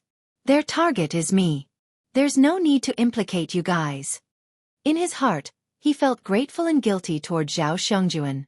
Those people wanted them to hand over the child, so Yu Yu was certain that they were here for him. In fact, as long as Zhao Xiongjuan handed him over, they would not be implicated. Yu Yu did not want to implicate the innocent, nor did he want to sacrifice unrelated people. Hence, he stood up and walked toward the door. Li Ru pulled him back. Where are you going? Those people are here for me. Yu Yu replied in a low voice. If I go back now, Uncle will be safe. Otherwise, I'm afraid that something will happen to him. No. It's too dangerous for you to go back. They all had guns in their hands now. It's too dangerous. Li Ru insisted on not going back. She was not cultured, but her nature was simple and honest. She was very kind. She could not watch such a young child put himself in danger. "Don't worry. Your uncle will be fine. He'll be fine." Li Ru kept repeating these words as if she was hypnotizing herself. She kept consoling herself. Yu Yu felt especially upset. In his heart, he only hoped that Zhao Xiongjuan would be safe and sound. Lingling and Lil P were huddled together helplessly, shivering from the cold. She had no idea what was going on, and her eyes were filled with fear. Lil P, on the other hand, was also panicking. She snuggled tightly in Lingling's arms and widened her eyes pitifully. There was only confusion and fear in her eyes. Li Ru hugged Yu Yu tightly in her arms. She felt extremely uneasy and tormented all the time. Time passed second by second, and it felt like a century. The sky gradually brightened, and it was dawn. Suddenly, shouts could be heard from the mountain. "Aru, Aru! Daodu's mother." Hearing this, Li Ru was startled. However, she could vaguely tell that one of the voices belonged to her sister-in-law. She immediately opened the door. "Qinfen?" Li Ru called out. A series of messy footsteps ran in her direction. Soon, a group of villagers rushed into the temple.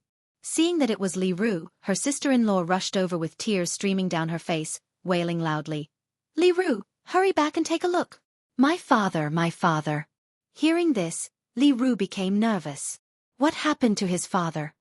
The woman slapped her thigh with tears in her eyes. Suddenly, she saw Yun Tianyu behind Li Ru. She rushed over and pushed his shoulder. Yun Tianyu was suddenly pushed to the ground. When his back hit the ground, it affected his wound. He involuntarily sucked in a breath of cold air from the pain and opened his eyes abruptly. Lingling was shocked. She hurried forward and helped Yu Yu up. Li Ru was stunned and shouted, "Qinfen, what are you doing? Why did you push this doll?" Chapter 1270. What do you mean by that? She panicked. What's going on? What's wrong with my son's father? Tell me quickly. Qinfen hurriedly said, "My son's dying. You'd better go back and take a look." "Ah!"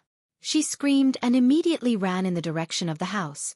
Yu Yu and Lingling looked at each other before the three children followed closely behind. She ran all the way down the mountain and rushed into the courtyard. Seeing 5 fully armed men, she was stunned at first. Her heart skipped a beat and she took a step back. However, when she calmed herself down and sized up the men standing in front of her, she realized that they were not the men in black who had broken into the house in the middle of the night. Li Ru looked around with trepidation, only to find that there were a few cold corpses lying at the feet of these people. Her eyes widened in fright and she subconsciously screamed, "Ah!" For so many years, Anyang village had been a peaceful place with simple folk customs. Everyone was united and friendly, and no one had ever died here. Hence, this was the first time she had seen such a tragic scene. She took a closer look and saw that these corpses belonged to none other than the men in black who had broken into the house in the middle of the night with guns in their hands. The thick and pungent smell of blood assaulted her nostrils. Li Ru was frightened and took a few steps back. At the same time, she became vigilant and looked at the men in front of her warily. Who are you?" The mercenaries turned around and glanced at her before asking coldly, "Where's the child?" She was even more alarmed when she heard that. "Who are you?" Yu Yu and Lingling arrived just as she finished speaking. She anxiously stepped forward and shielded him behind her. When the mercenaries saw Yun Tianyu, the leader of the group took out a photo from his breast pocket. After carefully comparing the photo, he walked toward him. Li Ru became more alert. Qinfen stomped her feet in anger. "Aru, why are you still helping this scourge at this point? Hand the child over to them." "No. The child is innocent. We can't hand him over to them," she insisted stubbornly. Yu Yu furrowed his brows and glanced at the mercenaries. When he saw the Hurricane Group logo on their armbands, his brows relaxed and he slowly pushed her away. She was shocked and reached out to pull him back, but Yu Yu placed his hand on the back of hers. "Don't worry, Auntie." With that, he turned around and calmly walked toward the mercenaries. Just when everyone thought that these mercenaries would take the children away in a rough manner, the moment they saw Yun Tianyu standing in front of them, the burly men immediately got down on one knee. "Director Yun, we're here to receive you." After they finished speaking, they all lowered their heads, and a respectful expression appeared on their cold faces. This scene caused everyone to be shocked. Did they hear it? These men actually addressed a 7 or 8-year-old child. In their impression, this was a name on Yun. Everyone was baffled and found it hard to digest this fact. Yu glanced at them and asked in a low voice, "What exactly happened?" Chapter 1271. It turned out that, as Vermilion Bird's subordinates, they were sent as the vanguard to search for his whereabouts. They followed his trail all the way here, but they did not expect to be beaten to it by Mu Lianjue's assassins. By the time they arrived, Mu Lianjue's men had already shot and injured Zhao Xiongjuan. The two sides met and exchanged gunfire. Vermilion Bird's vanguard was of superior quality and killed Mu Lianjue's men in less than 10 seconds. At this time, Zhao Xiongjuan was already on the verge of death. He only had one last breath left. They observed for a while and found that the man's thigh was hit by a bullet, but it was not fatal. What was fatal was the bullet that hit his lung. They had experienced too many casualties in their lives. After checking his injury and performing emergency treatment, they found that the bullet had penetrated the man's lung artery. Generally speaking, a bullet in the lung was the cruelest. A person would suffer massive bleeding from a bullet in the lung, resulting in pneumothorax. They would fall into a coma or even go into shock due to breathing difficulties. 2 to 3 hours later, they would die from respiratory failure due to the massive bleeding in the lung. There was no hope. This place was so backward that there was no way to treat such a wound. Yu asked, "Where is he?" "Where is he?" "In the house." As soon as she said that, she ran into the house like a madwoman. However, just as she stepped into the house, she vaguely heard a man's heavy breathing coming from the room. Lingling followed behind her. The mother-daughter pair rushed into the room, only to be stunned when they saw Zhao Xiongjuan lying on the bed and convulsing all over. They were stunned for a few seconds. Then she let out a sorrowful scream. Her legs went weak as she stumbled to the bedside. "Ajun! Ajun, what's wrong with you?" "Father!" Lingling pounced on him as well. She held the man's face in her hands, only to see that his eyes were rolled back and blood was foaming at the corner of his mouth while his breathing was rapid.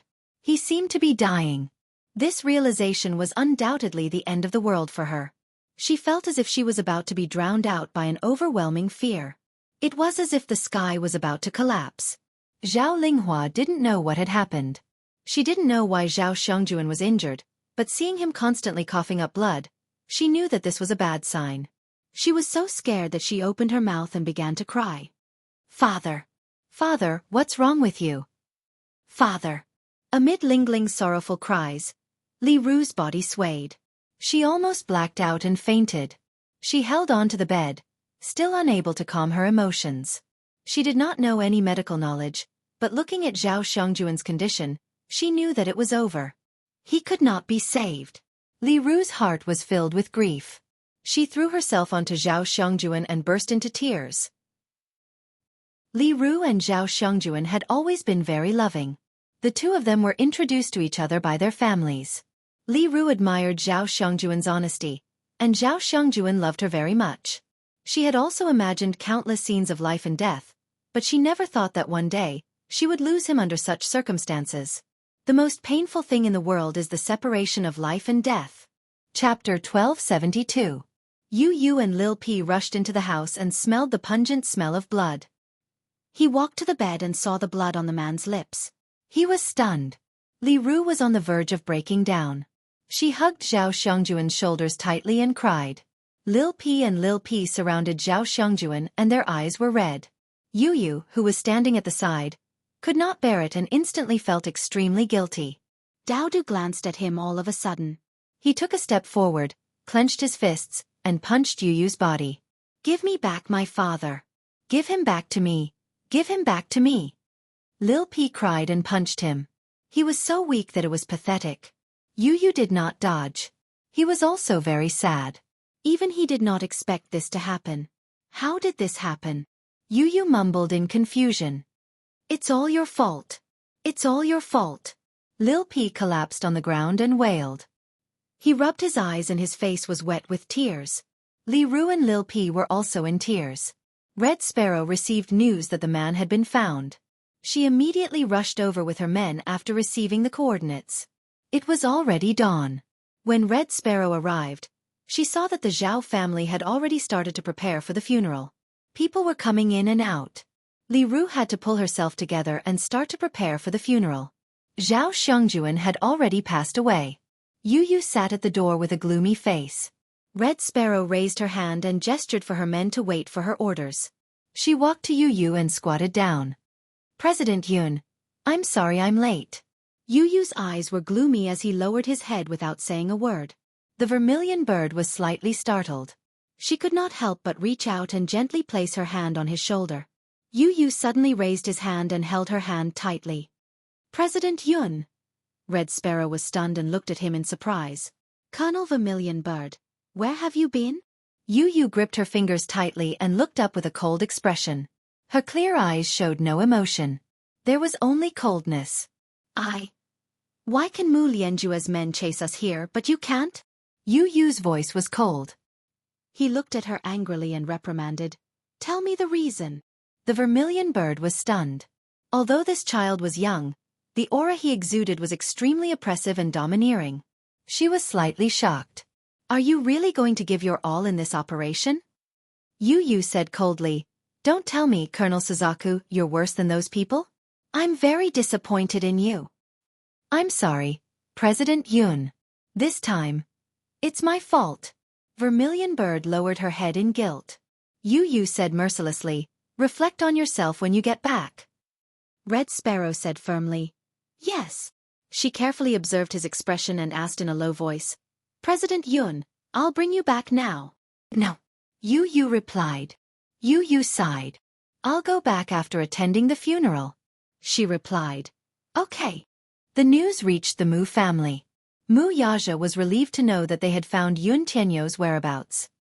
He heard that the child was safe and only slightly injured. He would be staying there to recuperate for a few days. Once he recovered, Vermilion Bird and the rest would escort him back. Gong Jie had sent more men, and Luca and Njie were on their way. Chapter 1273. When Mu Yaja arrived with Yun Shirshir, Xiao Yichen was lying on the bed. His face was pale and lifeless. The moment he woke up, he made a fuss about getting out of bed. It was only when he received news that Yu Yu's whereabouts had been found that he felt at ease. He obediently lay back on the bed and drank some porridge. The doctor said that the wounds on his body were only superficial and did not affect his muscles or bones. It was just that the wounds were infected and were not treated in time.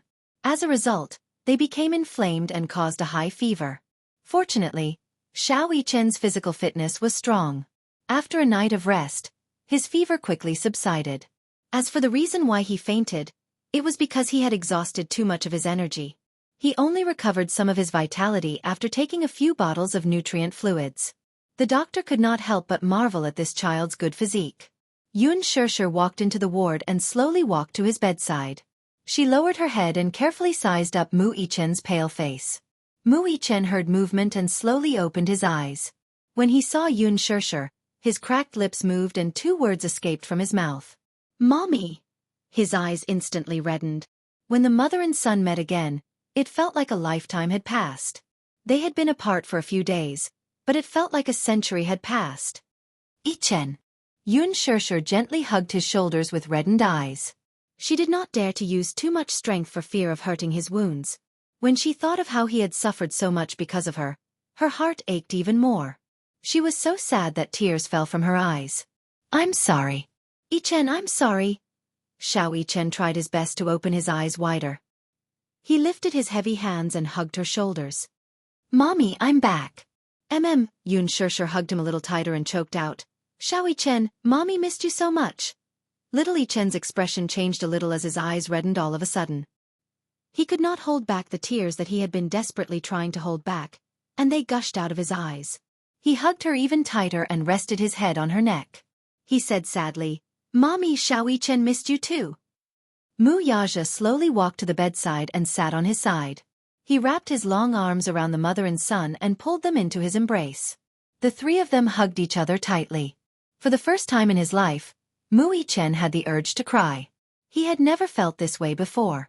The warmth that was injected into his heart flowed along with his blood, causing his originally cold limbs to gradually warm up.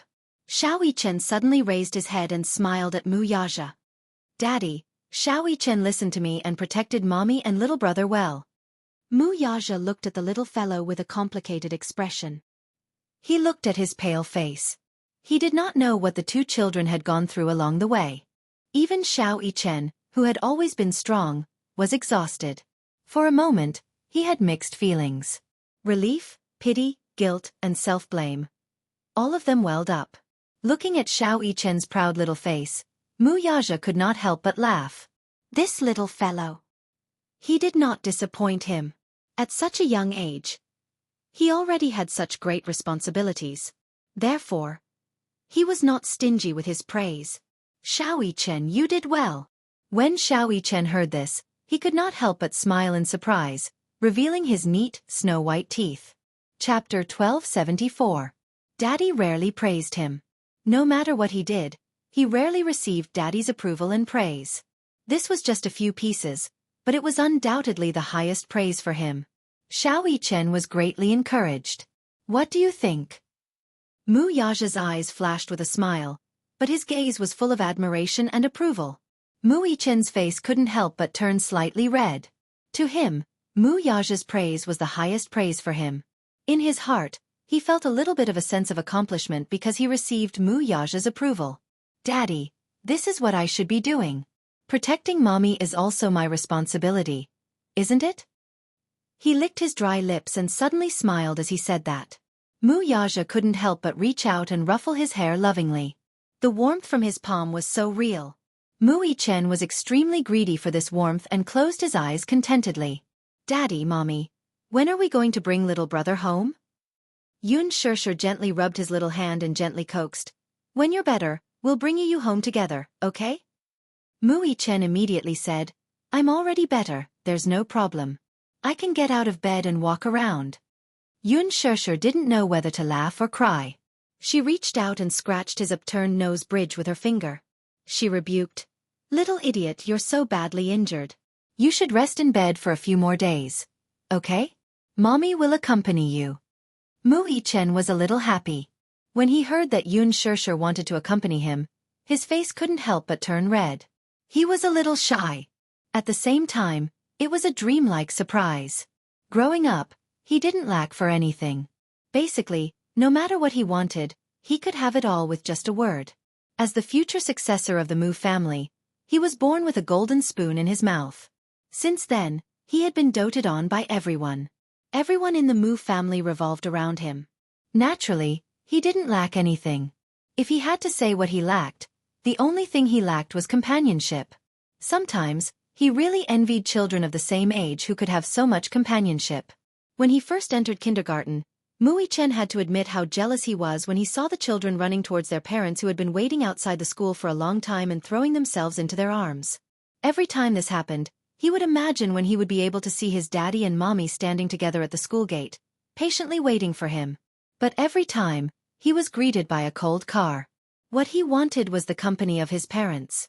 For ordinary children, the company of their parents was often very simple and easy to obtain. However, for someone of his status, this request seemed so extravagant that he could only look forward to it. In fact, every time he received those expensive gifts, he wanted to throw them on the ground and tell his daddy, "This is not what I want. What I want is for you to accompany me. Even if it's just a little bit of time every day." His biggest wish was that his daddy could spend more time with him every day. Just a little bit more. Although this thought was a little greedy, it was his most sincere wish. However, it was different now. He had a mommy. Mommy would accompany him and patiently care for him by his bedside. She would peel fruits for him, cut them into small pieces and patiently feed them to him. Chapter 1275. A child's world was so simple. What they wanted was usually very simple. At the thought that his mommy would be by his side for the next few days, Mu Chen's heart leaped with joy. He even felt that it was quite worth it to get such treatment in exchange for all his injuries. When he thought about how he had gotten injured in the past during the special training camp and how he had pulled through in the end, he really felt a little pitiful when he thought about it. Humph. Sometimes, this daddy of his was really lousy. Mommy is still the best. As he thought about this, he couldn't help but put his thoughts on his face as he snuggled up in Yun Shishir's arms. At the same time, from the corner of his eye, he lightly glared at Mu Yaja, as if to say in disdain, Mommy still loves me the most. After saying this, he didn't forget to stick out his tongue at Mu Yaja provocatively. Yun Shirshir didn't know whether to laugh or cry, but she couldn't help pinching his cheeks. This kid had only been with Yu for a short period of time, but he had also become so clever. In the past, no matter what, he would never have said such a thing. Mu Yichen beamed with joy and hugged Yun Shirshir tightly, completely ignoring Mu Yaja. Mu Yaja felt that he had been left out. This kid. Mu Yaja chided in his heart, but in the end, from the bottom of his eyes, there was a rare doting and playful look that was rarely seen. The most bland happiness was nothing more than this. He thought in his heart. Mu Yichen suddenly thought of something and his good-looking brows suddenly raised slightly. He lifted his little face and whispered into Yun Shirshir's ear, "Mommy, when are you going to give birth to a younger sister for me?" When these words entered Yun Shirshir's ears, her face immediately flushed red. She pursed her lips, obviously a little shy. Mu Yichen's question had really caught her off guard and she was completely unprepared. Mu Yaja didn't hear what Mu Yichen whispered into Yun Shirshir's ear. He only saw her face change, as if she was a little embarrassed. Yun Shirshir rebuked and poked Mu Yichen's head. She laughed and said, "What are you thinking about all day long? Mommy, are you shy?" Mu Yichen looked at her, black and white eyes, bright, shining with a naughty luster. Yun Shirshir blushed when she heard this. Mu Yaja glanced at him and couldn't help but ask, "What were you whispering about?" Before Mu Yichen could say anything, Yun Shirshir immediately said, "Don't tell him." Mu Yaja's eyes narrowed dangerously as he swept his gaze over Yun Shirshir and Xiao Yichen. In reality, Mu Yichen had always wanted a younger sister. He had even fantasized that if he had an adorable younger sister, he would definitely dote on her to the core and give her a lot of love. He would treat her like a little princess in the palm of his hand and make her happy and blissful. Perhaps this had something to do with his personality. Xiao Yichen had been instilled with strict teaching since he was young. This made him extraordinarily responsible at a young age. He liked to take care of the weak. He wanted a younger sister because he had seen a pair of siblings outside an ice cream shop. The older brother was very tall, about 1.8 meters tall, while the younger sister was as small as a bean, riding on the older brother's shoulder. Chapter 1276.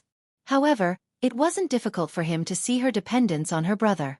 Her brother had been carefully protecting her from the start.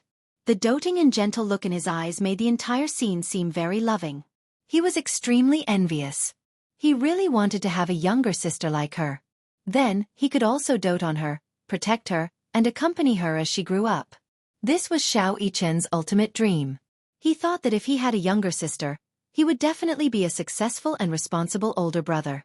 As he thought about this, the hope in his heart burned even more.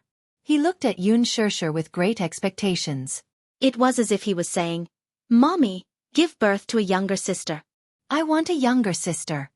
For a moment, Yun Shirshir felt embarrassed and helpless. She didn't know how to answer the child's question. Mu Yaja looked at her face and couldn't help but lean closer to her. He whispered into her ear with a devilish expression, "What did he just say?" "I didn't hear him," she mumbled softly. However, she was going to play dumb until the end. Mu Yaja narrowed his eyes. This woman was obviously brushing him off. He couldn't help but feel displeased. When Xiao Yichen couldn't see him, his large palm gently patted her buttocks. There was a hint of danger in his voice as he said, "Speak. You." Yun Shirshir was so angry that she was at a loss for words. How could this man be so vile? Was he trying to take liberties with her in front of the child? Xiao Yichen didn't see Mu Yaja's little movements. However, he caught the hint of anger in Yun Shirshir's eyes when she looked at Mu Yaja. He said angrily, "Daddy, you're bullying Mommy again." Mu Yaja was speechless. This brat is so biased. His little love rival. Mu Yaja scolded him in his heart. It seemed that in the future, not only would he have to compete with Yu for Yun Shirshir's affections, but even this kid would have to join the battle. As sons, they all sided with their mother. Right now, both sons were protecting their mother without exception. Mu Yaja could not help but feel sour in his heart. He narrowed his eyes and couldn't help but think that it would be great if he had a daughter. It was said that daughters were their father's little lovers in their previous lives. Daughters always loved to stick to their fathers. Mu Yaja was also looking forward to having a little princess. Speaking of which, the Mu family had always been patriarchal. In the Mu family, a mother's status depended on her son. Although some words were unpleasant to hear, the idea of valuing sons over daughters had never changed in the Mu family. A son was more precious than a daughter. Especially in a prestigious family like the Mu family, the status of having a son is different from those who have daughters. Putting everything else aside, Mu Xing's third concubine had given birth to a daughter for her first 2 pregnancies. When she was pregnant with her third child, she panicked and did a checkup to find out that it was still a daughter. Gritting her teeth, she stomped her feet and aborted the child. For the 4th time, a son finally came. Only then did he heave a sigh of relief. Although it was ironic, this was a common phenomenon among the noble families. Take the Song family for example. Back then, Jiang Qiming was able to join the Song family not only because of her maternal family's influence, but also because of Jiang Yishan. After Jiang Yishan married into the Mu family, the Jiang family received a lot of favors from the Mu family, and their status in the capital rose accordingly.